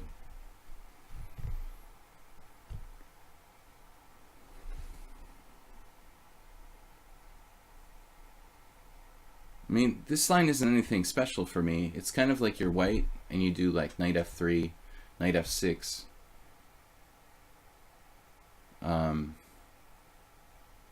b4 against the King's Indian. b4 against the King's Indian, like knight f3 and b4 and bishop b2 against the King's Indian is a totally viable setup. You can look in the Opening Explorer, Chess Base, tons of high-level Grandmaster games. It seems really eccentric to play b4, but you'll be surprised if you look how many 2700s do play that way, or have. I mean, b5 stops c4, which is an influential pawn in the center. I wouldn't say it's so good, but it's just good. I think it practically equalizes. I mean, this pawn is in a queen pawn position, which this is essentially. The c pawn is essential, you know, that white uses that to try to influence the center. And if we can circumvent him from playing c4 by playing b5, then we're in good shape. The question would there be another refutation? I think the main line here for white is probably like c3. I have seen some weird bishop e3 type of stuff. a4 is possible, usually c3 first. And also bishop g5 might not be a bad idea. Alright, so he played e3.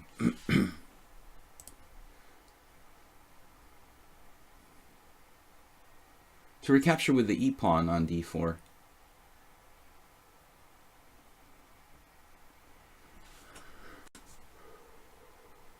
Alyoshin played like this as black in the Grunfeld type of positions.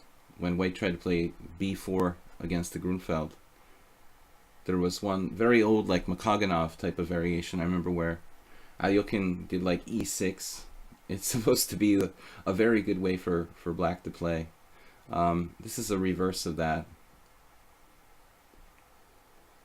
Alyoshin. I had the discussion with Nefedov about pronunciations. All right.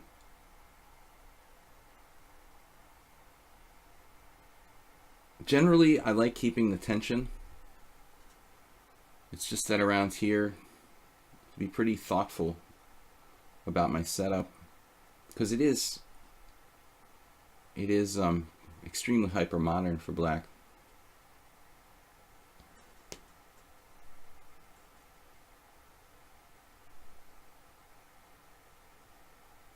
a6, d6, queen b6. I'm looking at all these possibilities and I'm not sure objectively what the best move is.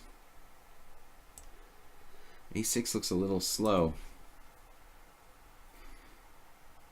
Maybe I should just play d6. No, that allows that exchange on c5.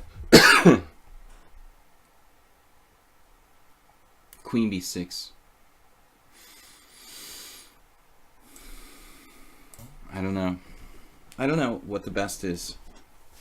Queen b6 might be wrong. It protects my bishop on b7, protects c5, protects b5, but it's also vulnerable to attack, so might be safer to put it on c7 actually than if the c file. I know you can find a ghost to fear in pretty much any situation. If you're fearful enough, you can find something to be afraid of, and I think sometimes that handicaps me. But I'm also very careful, and I don't get surprised very often. But it's possible to play too prophylactically. What? No. Coffee shops are great for chess.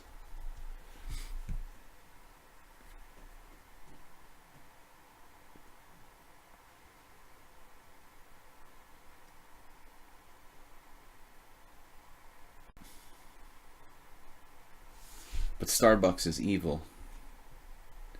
You support your independent local coffee shop. It's kind of like lichess versus larger evil chess sites.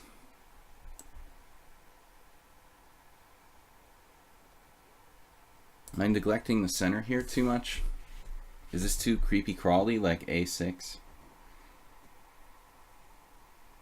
Trying to keep the tension, not to exchange too early. If a4 were already prepared. I think knight c3 is kind of interesting, but also definitely non-standard. He's like blocking his c pawn from active play.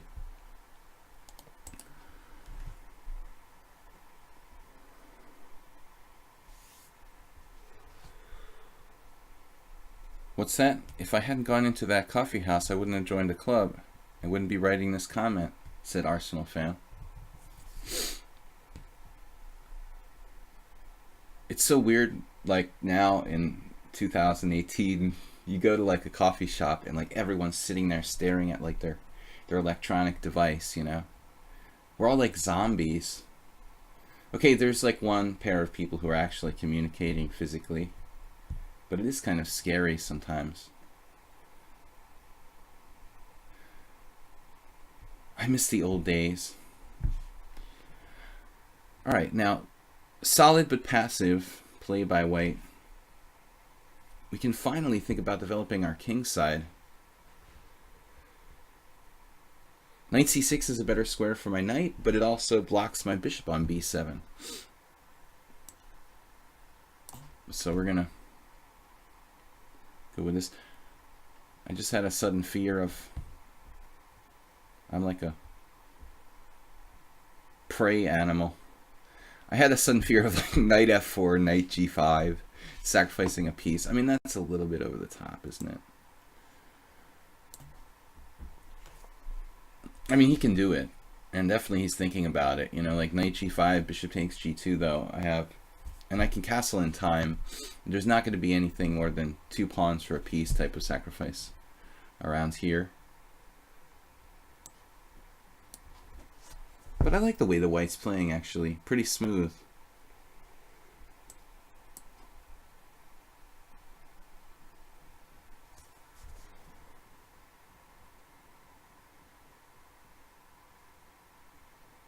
If I play rook e8,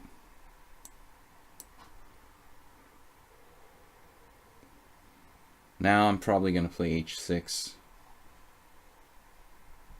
I guess it's not forced. Kind of reactionary. But if I let him play h6, he weakens my dark squares around my king. I don't know. You might be able to let him play h6 here. I'm kind of on the fence about it, but white's actually played this really well.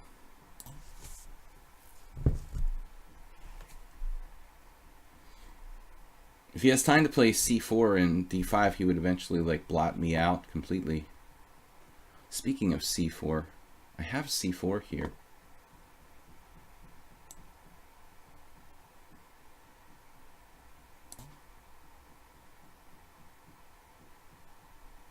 Based on the b2 bishop.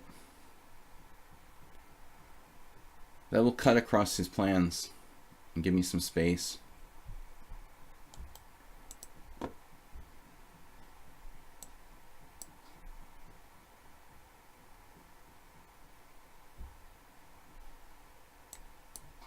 This is one way to play. I'm not certain it's absolutely the best, but it sure as hell kills his bishop. He can't take. It's just better for black. He's going to be playing without a bishop for the rest of the game with b4.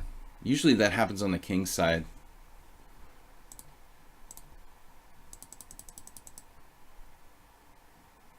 If we look at this opening statistically, I wish you get like an overall statistic, but let's just take the #1 move, you know, bishop g2, and look, white's score is 32% to 27%. Carlsen versus Bachier, Grishuk, Leko. You know, b5 may look eccentric to some people, but this is an absolutely like standard and acceptable statistical result for black. 27% wins to 32%. That's absolutely, I would say, very, very normal for a legit defense. All right, we're going to move on to the next game here. Galunid, who we haven't played in a long time. Let's get some new subscribers in the Twitch stream. So guys, we got like 45 minutes left for the stream today. That's at least 3 games. All right, I played mostly, well, let's play e4 again. We're having fun with the e4. Tomorrow night I'm going to play a viewer tournament. I'm going to set up a viewer tournament on lichess as I do every Tuesday night. 7+2 this week we're due for a longer rapid style time control. Open viewer tournament for everyone at 7 p.m. tomorrow night. Wednesday is a weird opening stream. I try to play unusual stuff. The same time controls we're playing today. Okay, so Najdorf. Let's play f4. We haven't played this line in a while. It's not a trendy line at all. In the early 90s, this was extremely popular because it was recommended in a very, very popular book. What was it? John Nunn wrote a book, Beating the Sicilian, and Nunn really likes the f4 line. And it was pretty interesting because Nunn has written books on the Najdorf. You know, for him to recommend f4, well, that's a pretty significant thing. You know, the guy wrote like the biggest compendium on the Najdorf and then recommended f4 against the Najdorf. So, okay, bishop g4 is a really weird looking move. We can consider bishop e2, queen d3, and, well, even queen d2 for that matter would be kind of fun.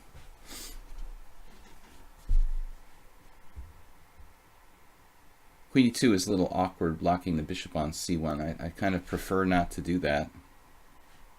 But to my, you know, for my money, I guess bishop e2 looks right. This is actually not a bad exchange. With the pawn on e4, the white squared bishop is kind of a bad piece. White should be a little bit better here. And now we have to think, is it better to put the knight on f3, or do we stick it on f5 more aggressively? I feel like f5 looks much more dangerous for black. Okay, see you later, Rich. Thanks again for subscribing, joining us here. Knight c6. He's just playing actively. Castles.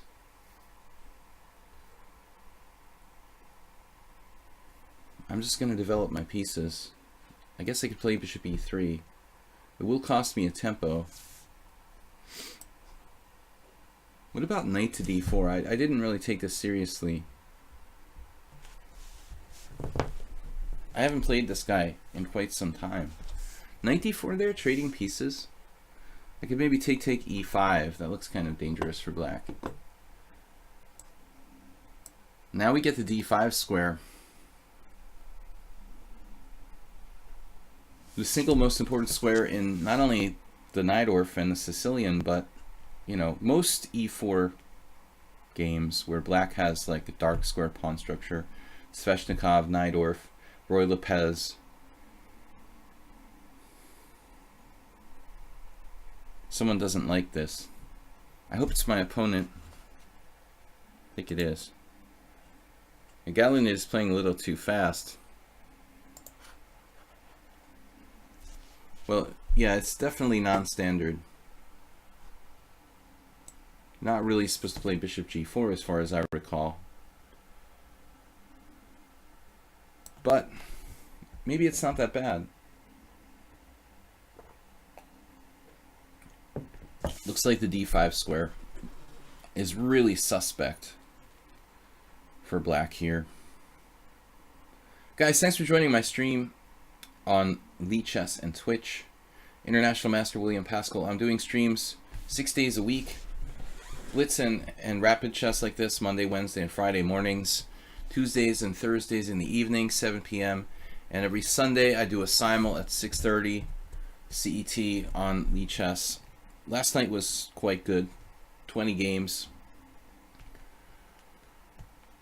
Okay, now what to do? He's not giving me a lot of time to think.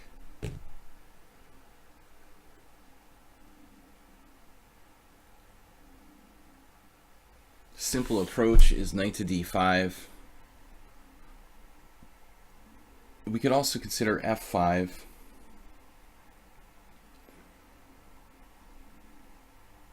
Shutting down the bishop on g7. But f5, pawn takes f5, knight takes f5. The other problem with f5 though is that it costs time to play f5. Maybe I'd be better off not wasting time. But what's my next move then? Exchanging on e5. Well, I didn't like it previously. It might make more sense now that his bishop is on g7. Still don't think that black is that bad off.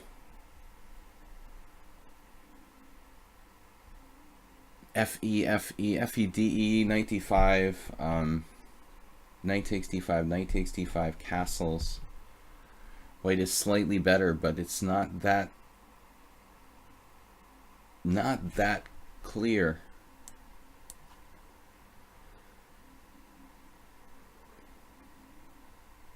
This opens up my rook and my bishop, so it makes some sense. But again, there's some cause for f5 to be considered. It's just a simpler way for me to play. Given that I'm so far behind on time, he's already like 2 minutes ahead of me, as usual. All of my opponents seem to play extremely fast. It's getting hot in here. Yesterday we had snow, by the way. I'm always saying that we never have any snow in Budapest, and it actually snowed like 2 inches, which was, I don't know how many centimeters are in an inch, but it's something like, you know, like 5 centimeters probably, which is a lot for here. Then it was like quickly melting. It's almost never below freezing. Okay, this is slightly better for white, but I don't feel like I refuted his opening at all.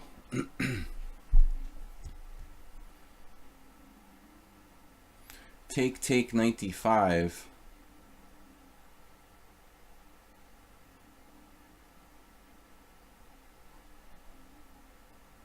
Or just c3 first.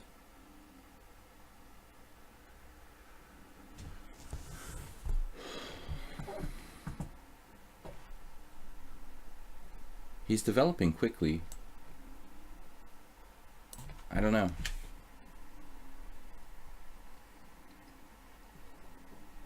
I'm just not sure. Now he has knight e6, knight c5. I mean, he's played this about as well as you can play, I think, after the strange move bishop g4. He made one mistake, basically. Bishop g4, slightly dubious variation in the opening, and then, in my opinion, played perfectly since then. So white has a slight advantage, but no more. I might have made some inaccuracies already. I feel kind of pressed for time here.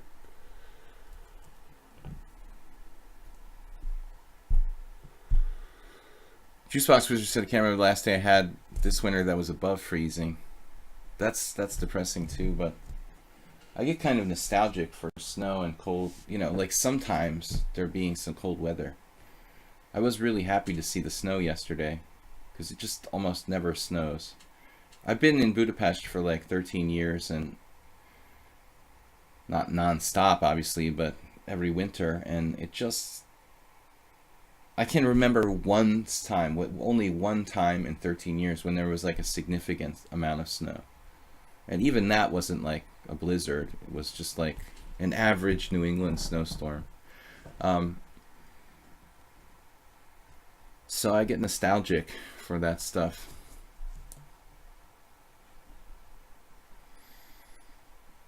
Magnus Carlsen would be happy with white's position. It's like really mild little mini advantage.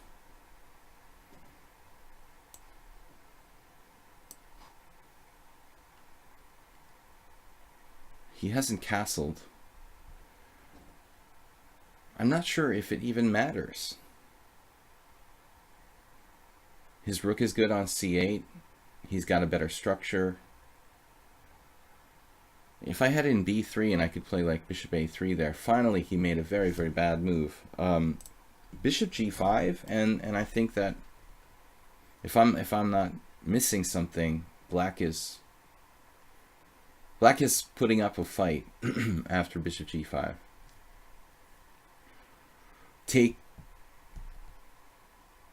You're just going to castle. You're going to castle manually with king f8. If I play knight f6 check, king f8, I'm not convinced. We'll check after the game. But this is a bad, really bad move. You don't want to end up with me having a strong knight on d5 unopposed. Now even this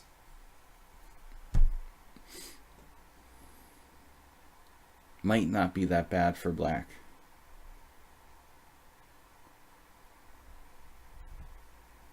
He can play it like a pawn sack. Okay, I don't envy white's black's position, but it actually, he has a strong bishop, and it's not so easy.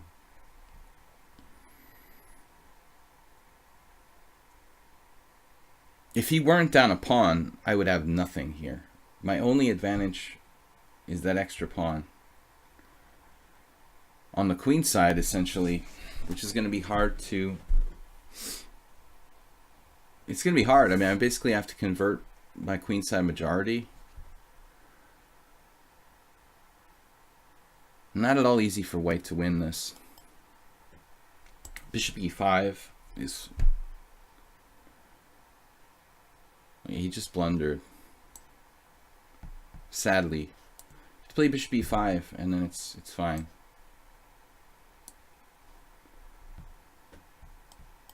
This way loses material. So Galliard, after bishop e5, it's just slight advantage to white, like half a pawn, 0.7. And that's even after making a mistake. I mean, if you hadn't made the second mistake, I would have very little. So let's see. Quick check about this opening. Bishop g4, not really good.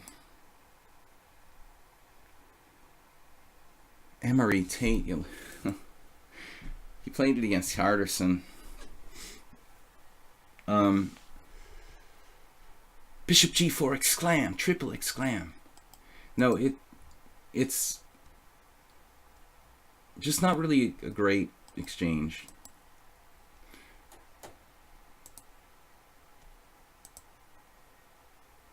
Murray beat Formanek in 1978, but not because of the opening.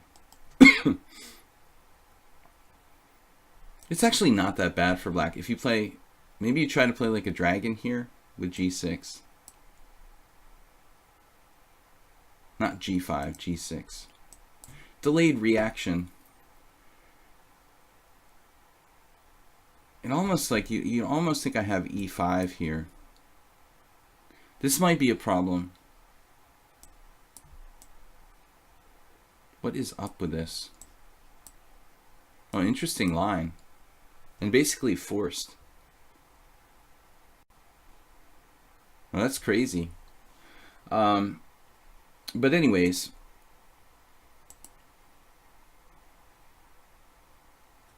some dude played knight f3, but it's more passive than knight f5.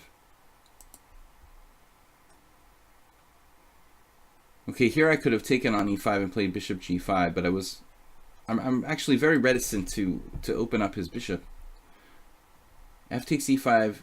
What about, why can't he take back with the pawn here? Bishop g5. Apparently this is very strong for white. Wow. I didn't think it was that good. It's like plus 2.3, really? Wow. Knight d4. Knight takes d4. Queen takes d4. Apparently it's just lost for black strategically. Alright. It looks like after this, though... Well, I missed another move. Queen f2. Oddly, I was thinking about the square earlier. When he played bishop g4, I was thinking about queen f2. So we made some mistakes. This is a subtle move, though. Just really big threats along the f file. Didn't occur to me in that moment. I played the routine, you know, queen d3.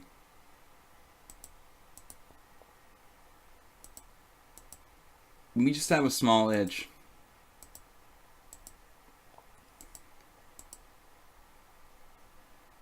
Maybe I miscalculated something because I recommended he play bishop g5 here. Maybe it's not good. I don't know. I don't think it's that bad.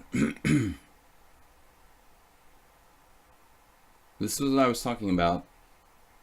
Better for white, but not that clear that it's like over or something. I have a check on f6. It doesn't actually do anything. So, better for white. Alright guys, let's play another game or two. You guys have challenged me to casual. There's a rated game. Anyway, I wouldn't get to that today. We're going to play this guy, Tsukami. Koto Amatsukami. I don't know if we played before. He challenged me to 5+2. I normally ask for 5+3, but it's fine. We're going to really break the rules here with a 5+2 challenge. We got time for 2 games. Let's go, Koto. If you're not here, we're going to move on to the next challenger, Self-Righteous. And then I'm going to play... Well, I'll play Ayesta first because he is a subscriber. Ayesta jumped in there. I really need you guys to subscribe. I think we played this guy before.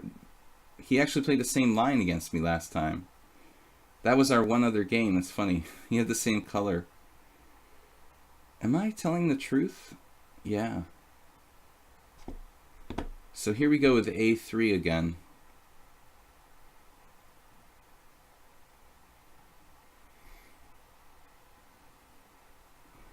Okay, I don't know. Maybe the king's Indian?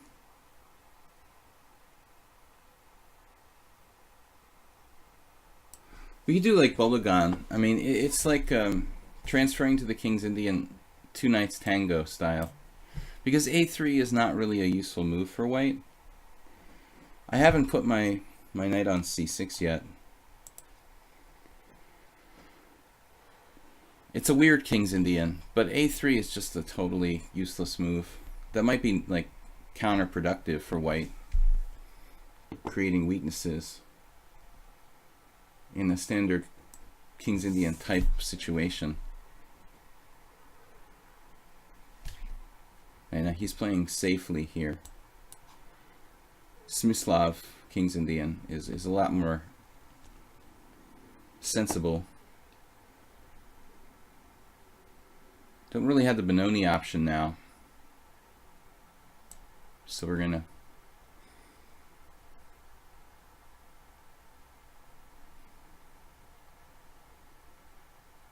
play like I played against Boris Golko many years ago. We try to grab the bishop pair. I mean, it's a typical Queen's Indian London system idea to do like g5, knight h5, grab the bishop. And our dark square bishop will always be quite strong. Nothing to think about here. There's no piece sacrifice on g5. I don't believe you. You're welcome to do it if you want to. It's not a Joko piano or the semi-Slav.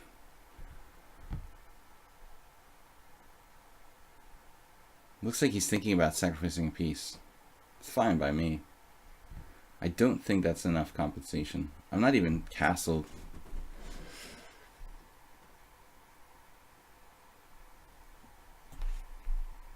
Maybe in a bullet game, knight takes g5 would be good. Alright, so we're going to play Ayesta next. I got to stop at 12:30, guys.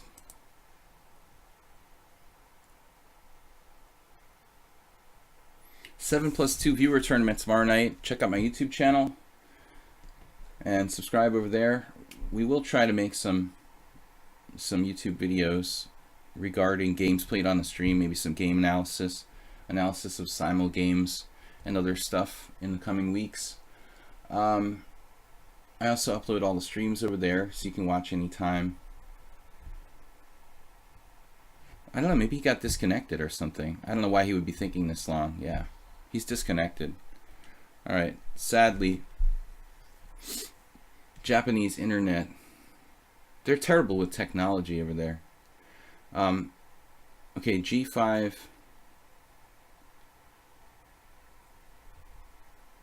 What do we got? g5. I'm going to give him like a minute to come back. We have some extra time.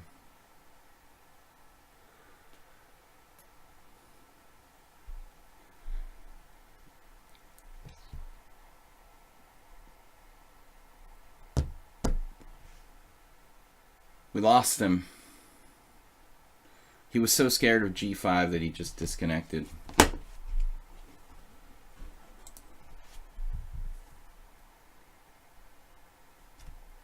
Alright, dude. We'll just claim victory and go on to the next game. Ayeste. Sorry, Koto. But we don't have much time left. I want to give anybody I can a chance to play. I'm sure you'll understand. I feel like I've had the most success against Ayeste playing e4.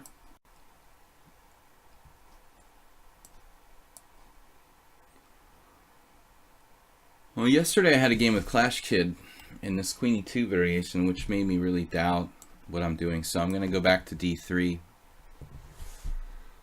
Looks like the Queen e2 just kind of misplaces the queen.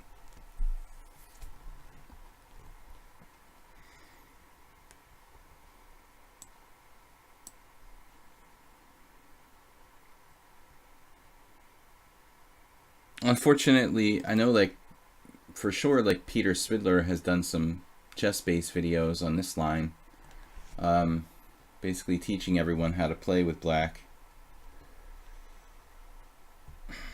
And I'm sure there's a lot of analysis. The Berlin defense became so popular. Although d6 right away, you know, almost makes you want to play d4.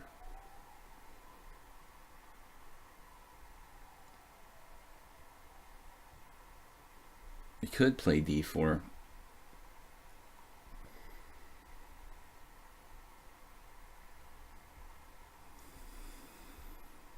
Should be fine for black though. Okay, whatever.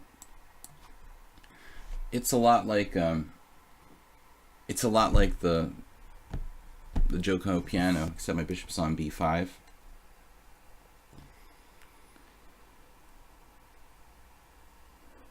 Another very reliable way is, I guess, h6.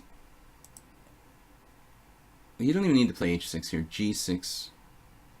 Yeah, g6 is fine. Or maybe d6 first. That's supposed to be the best. d6 first and then g6.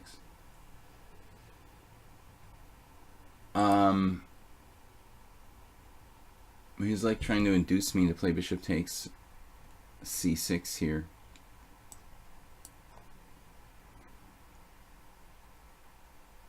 So it's now kind of a, what do they call it? Archangel variation. Archangels.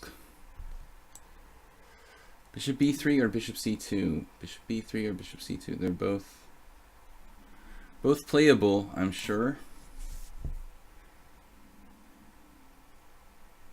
A quiet Archangelsk variation for white. Didn't, you know, Kramnik won a nice Joko piano the other day against Anand. Anand was white, right? Put his bishop on g5, got stuffed completely.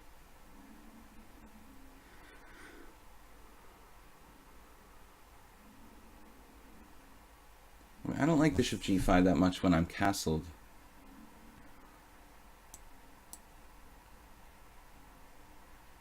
I wouldn't mind doing stuff like bishop g5, bishop h4 if my king is on e1 and I could play around with castling queenside more.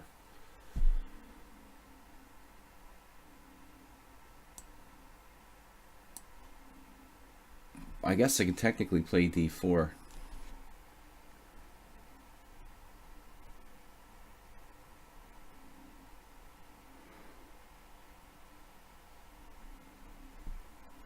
We had a game against Ayeste where he got knight h4, knight g6 trick. But this looks like it's probably a book position.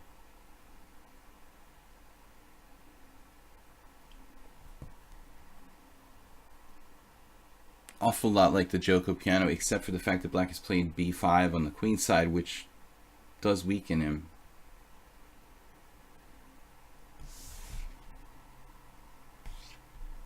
Okay, this is always risky for black to play d5 though. I've seen a lot of people get you know, just annihilated trying to do d5 too early. Pawn takes pawn and d4 right away. Does that just win by force? I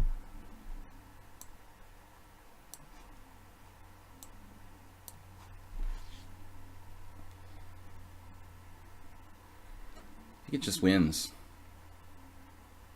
His queen is overloaded with the rook on e8 and the knight on d5. Just doesn't have a good move.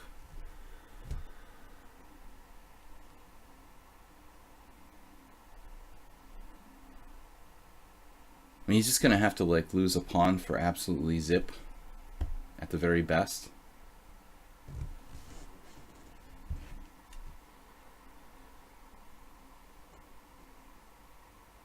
Not a good Marshall Gambit.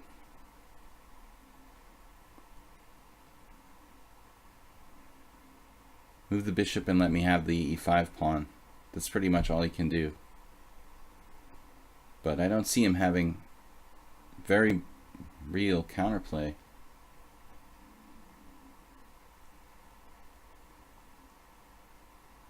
On second thought, it is possible. It's possible he has some counterplay. It's very disturbing. I mean, I could play like knight e4 and not win a pawn and have a decent position, I guess. But I'm suddenly a little concerned. Pawn takes, knight f4 with some threats for black.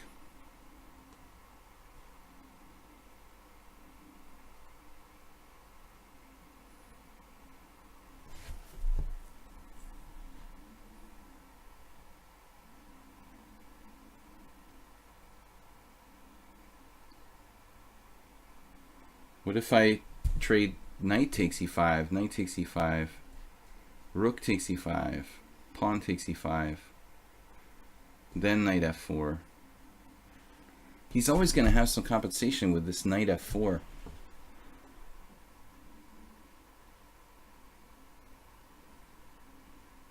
Knight e4.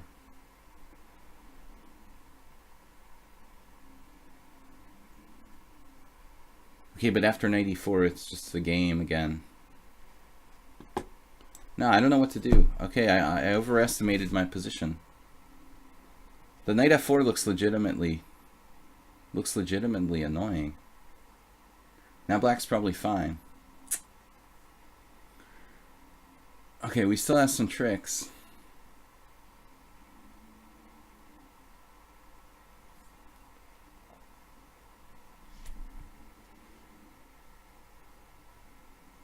We're still threatening to take the pawn.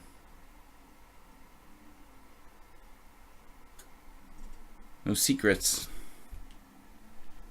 Stockfish would play d takes e5. Is that a fact or speculation? Soltigo. Good morning from Las Vegas. Good morning, man. It's very morning is kind of, what is it there? What Vegas is Vegas is mountain time? I don't even remember. Is Vegas mountain time? Time zone is Vegas. It's not Pacific, is it? Then it would be 8 hours, so 4 a.m. I wouldn't call it morning. 94. Uncompromising. I didn't want to like let him have the initiative. Oh, it's Pacific time. Wow. I couldn't remember. It seems like it should be some kind of in-between time zone. But I guess it's close enough to California. 94, so I definitely wouldn't call that morning. Good night. Knight e4. What's up? Come on. What are you going to do? Knight f4. It looks like a good king's gambit for me. Pawn takes pawn. He saw the bad things that would happen to him. Pawn takes pawn, loses. Okay, now we've got to be better again. Pawn takes e5. There's also knight takes e5. I mean, knight takes f6. And bishop d5 now. Doesn't actually threaten anything. Knight f6 brings his queen into the game. Come on now. Pawn takes pawn. Knight takes e4.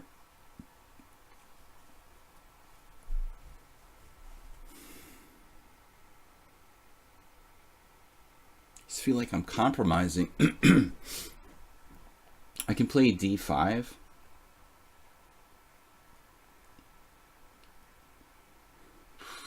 d5, knight a5. Not at all convincing. It seems like it should be good for me. If I just take on f6 and played something like queen e2, piling up on the e5 pawn, how does he meet that? There he would play e4. Stupid question. And this position has got to be good for white. But I just don't see it. I just don't see it.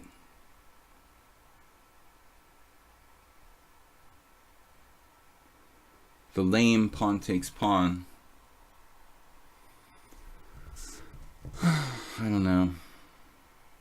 I'm sure that I had better.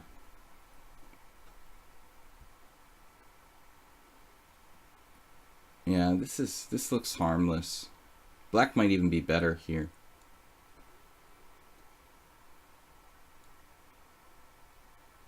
I just failed. It's just a fail. I have to take back with the bishop on d1, and there's no way I'm better now. This is so disappointing.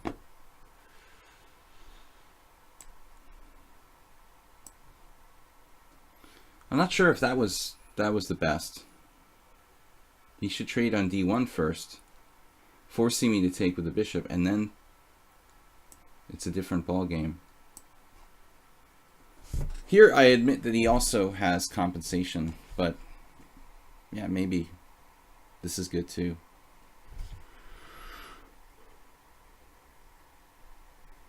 I have to be careful not to be worse. But f6 doesn't look right.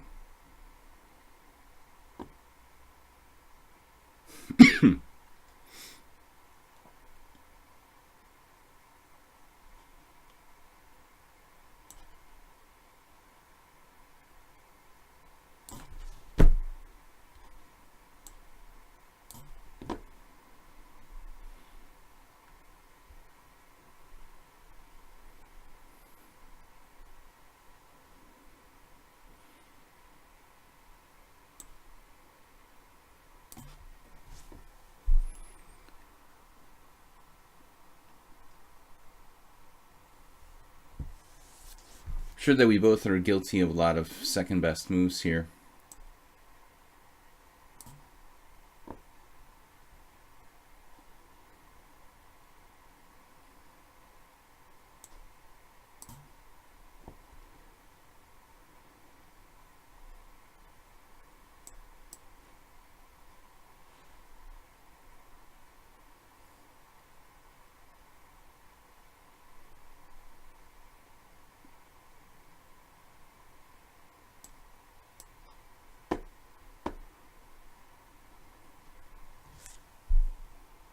Should have played that last move.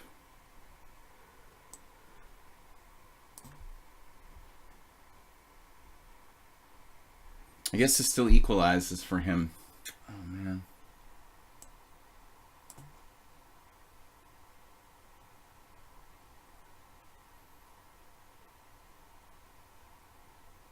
Now it's like a draw.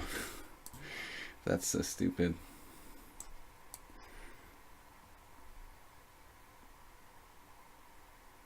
Let's be careful we don't lose.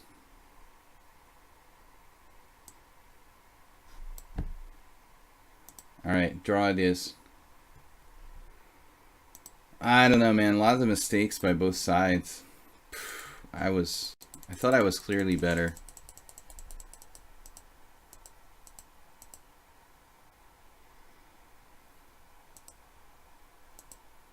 Yeah, this is just crazy. Man. But I didn't find the right way here. A4 is the best move. World champion Alexander Alyokin would find that, but I'm looking for something more direct, you know. So I played knight e4. It may be good. Here I just couldn't find the move. Queen e2. Knight fg5. Wow, this is complicated. This is just nothing for me. I didn't like f6 at all. Just bishop f5 and you have activity. This was a bad move. I should have played bishop e3 check right away. Threatening bishop d5 and then black's toast. I just saw bishop e3 one moment too late, and after this it's not really dangerous anymore because my rook's hanging. I almost played bishop d5 here. Oh, it was still good. I forgot when I played bishop. You put your king on the wrong square there, by the way. You need to put it on h8 so that when you take on e4, bishop takes e4 isn't with check. Because in my analysis, I didn't pay attention to where you put your king, and I was just like, okay, bishop d5, bishop takes e4, bishop takes e4, rook e6, and black is holding on. This was like literally what I looked at. Bishop takes and bishop takes here, and rook e6. But I guess it's not that clear, is it? Even this, I'm winning back my material. I'm just a pawn up. All right, man, tough game. I'm gonna play this last game against Self-Righteous, and we're gonna take off. No, I should have won that.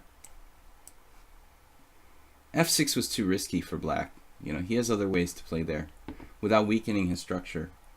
But we were both kind of short of time. Alright, so Self-Righteous. I did play it once before. Okay, I lost. Oh, that was when I lost my, yeah, we played, okay, last week. That's when I just didn't recapture the bishop on f1. Bishop f4. It's casual. Last week he beat me in a rated game. I didn't know it was rated till it was over. Alright, e3. Standard setup here. e3 is it's what Mark Hebden calls the Barry attack. Slightly different from going like queen d2. Hebden has a lot of games in this position.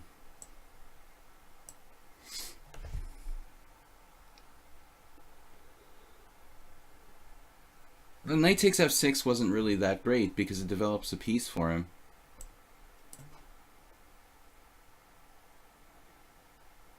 Wow, he just grabs on c5.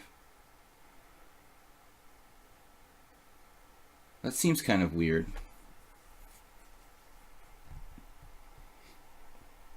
I can play queen a5, but I'd rather make a more constructive move. Therefore, knight d7. Then he has b4, but I have a5, a3, take, and knight e4. I mean, the threats seem quite dangerous.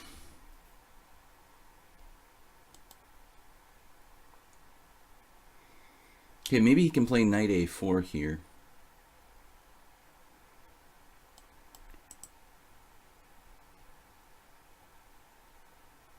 and then it's kind of weird. I should probably just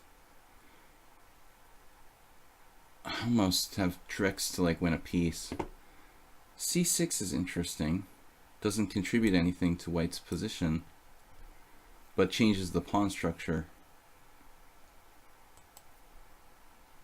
Looks like he's dropping a piece at first glance, but it's not so simple because I play e5, he takes on c6, and he has an escape hatch.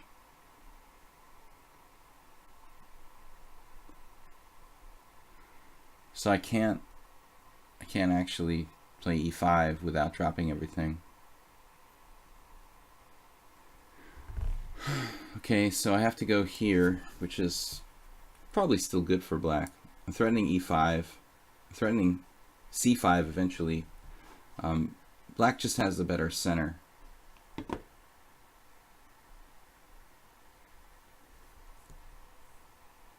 Guys, I'm going to end the stream after this game.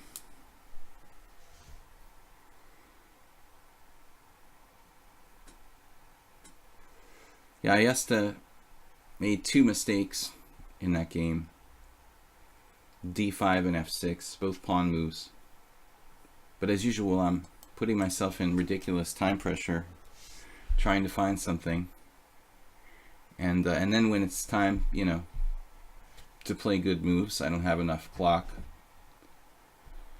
All right. I mean, white's really given up the center here and gotten very little in return. But nevertheless, his structure remains solid. He hasn't like totally compromised himself. Slav style.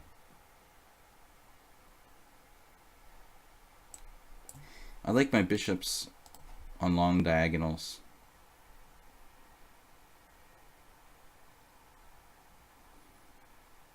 Yeah, this is very, very precarious looking for white. I mean, his pieces are going to get kicked back if I don't miscalculate. Knight e8.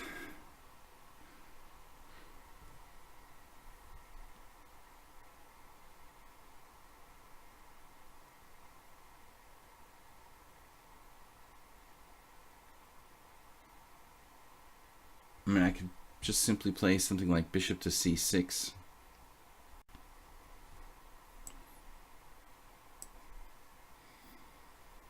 But this enhances the 2 bishops on the long diagonals. Plus his knights are very embarrassed. Self-righteous is fast though. It's hard to play against someone who plays so fast. He's not making like big mistakes, just little ones.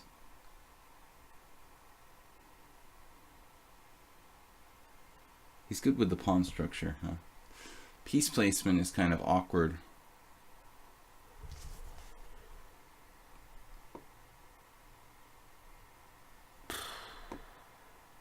What a strange position.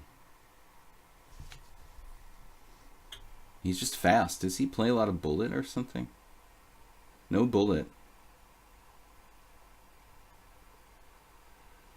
1500 in Blitz. It looks ridiculous, but it's not that easy for black, you know, to know what to do here.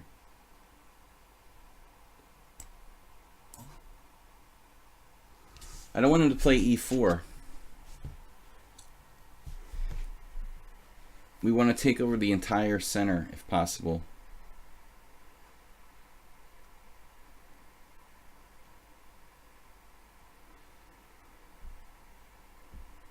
Maybe this is asking too much and I'm overextending myself.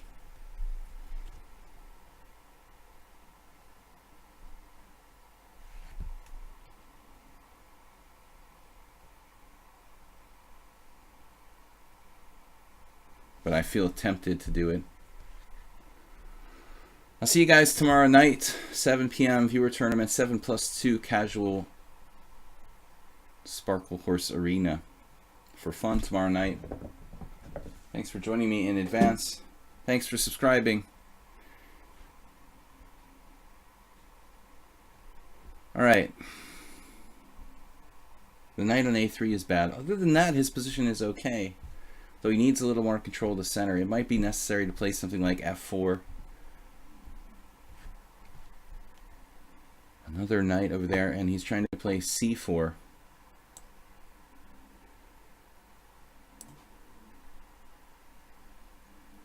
So he can fix Nimzovician style. Fix the pawns. He's trying to blockade.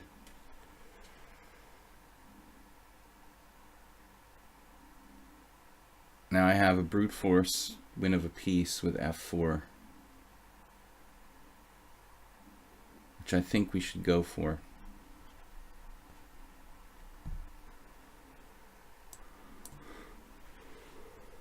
He's going to get a couple pawns for it, but piece is a piece. I did not see queen b3, obviously. Played that like instantly. I have knight to d6 or rook b8.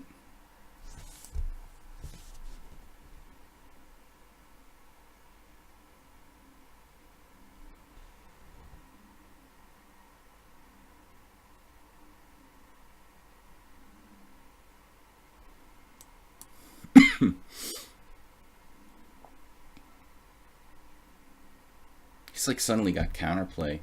It's pretty amazing. And he has more time than me. I really thought he's playing d6 check there and taking with the f pawn with some threats along the f file and the diagonal.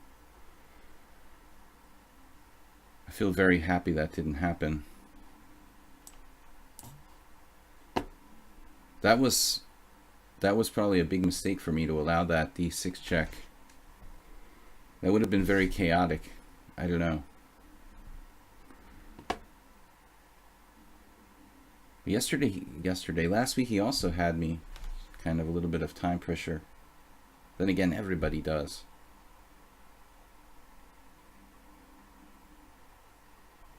It just in one sense it feels like, okay, white's just trivially down a piece, but then in the next moment I'm kind of like, well, wait a minute, like he always has some kind of counterplay.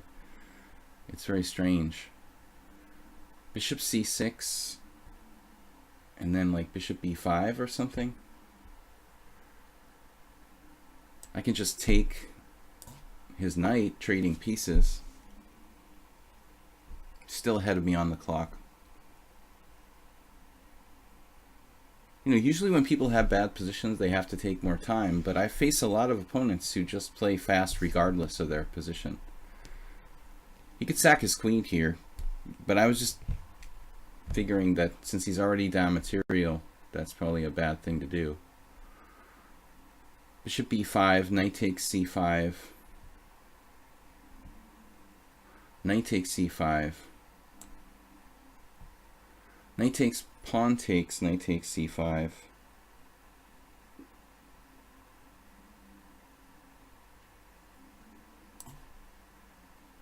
I don't have time to calculate. He's ahead of me on the clock. Constantly. So I just lost the pawn here. Good job. Now he has compensation. 1500 in Blitz.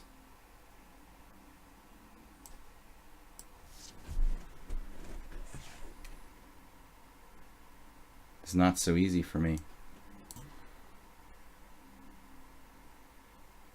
He's constantly ahead on the clock. I can get ahead on the clock against him, but he's like 1500 in Blitz. And white has a number of pawns. This is a very difficult position to win, actually. So, I mean, this guy seems very hard to figure out. I mean, by rating, he should be pretty weak, and he plays strangely, but last time I lost.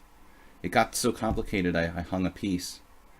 And now it's not at all easy to win this. There's not a lot of pawns left. It's ops-colored bishops. He's got a strong pawn on d5, queenside majority. I'm not sure that this is that easy at all. With perfect technique, I might be winning. Mubot sandwiched you. Now he's taking a lot of time, but I don't know why. This is, we got no more time for challenges, guys. I'm already like 10 minutes late. I shouldn't have played this game. Now he's going to lose on time. F3. He can keep his rook off of C1, but F3 looks like a professional move. Allowing for King F2.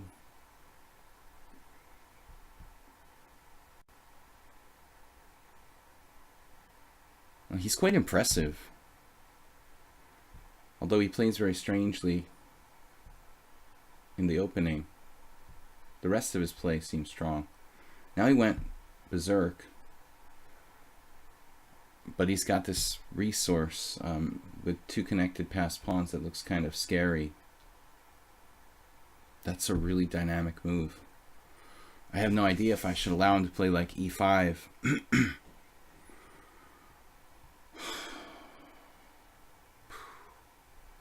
I don't know. I'm scared to allow E5. And I'm not sure this even helps me. Really strong move, F4.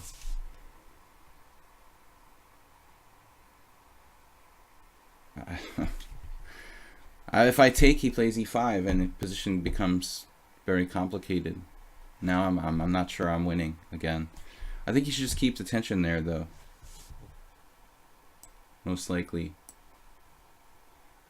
He should keep the tension. There's no reason he has to exchange on E5 right away.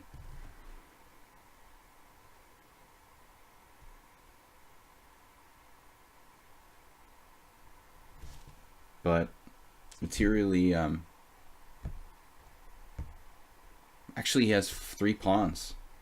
I wasn't even counting. He has 3 pawns for a piece. So it's probably not even winning for black. Here I get to grab a pawn.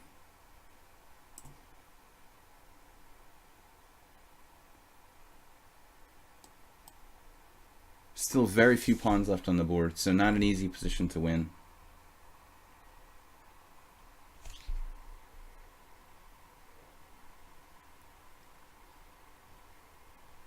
Maybe I should play B4.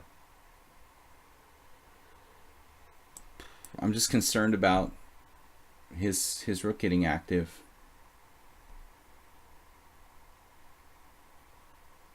Maybe I should have considered rook A6 there. No, then he has A4. I don't even know if I'm winning this position, honestly. Now he's going to lose on time.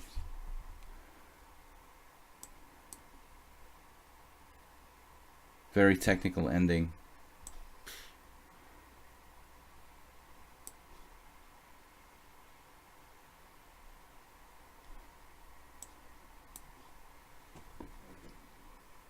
No idea if this is a win.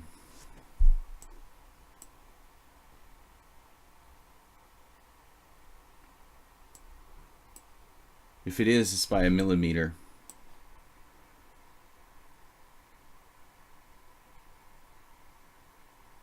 I even have the wrong color rook pawn with this bishop.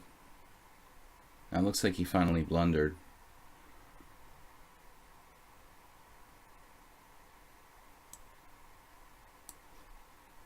Maybe I should take with the king there first.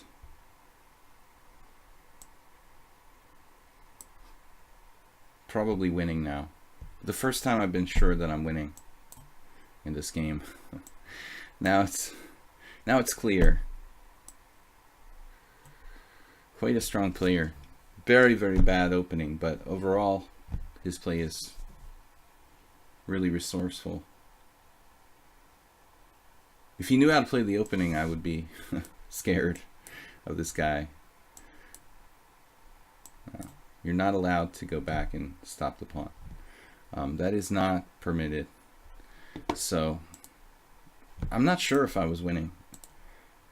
Objectively, I have no idea. Like at the key position, when he has like maximum compensation, the fact that Stockfish says I'm up 2 points doesn't necessarily mean you're winning. Just because they're out to get you doesn't mean you're paranoid. 2 points is often a draw, something in the 2 points range. So I'm not convinced this is winning. But here he made a very bad move, exchanging on e5. There's just no reason to release the tension. Something like rook b1 immediately.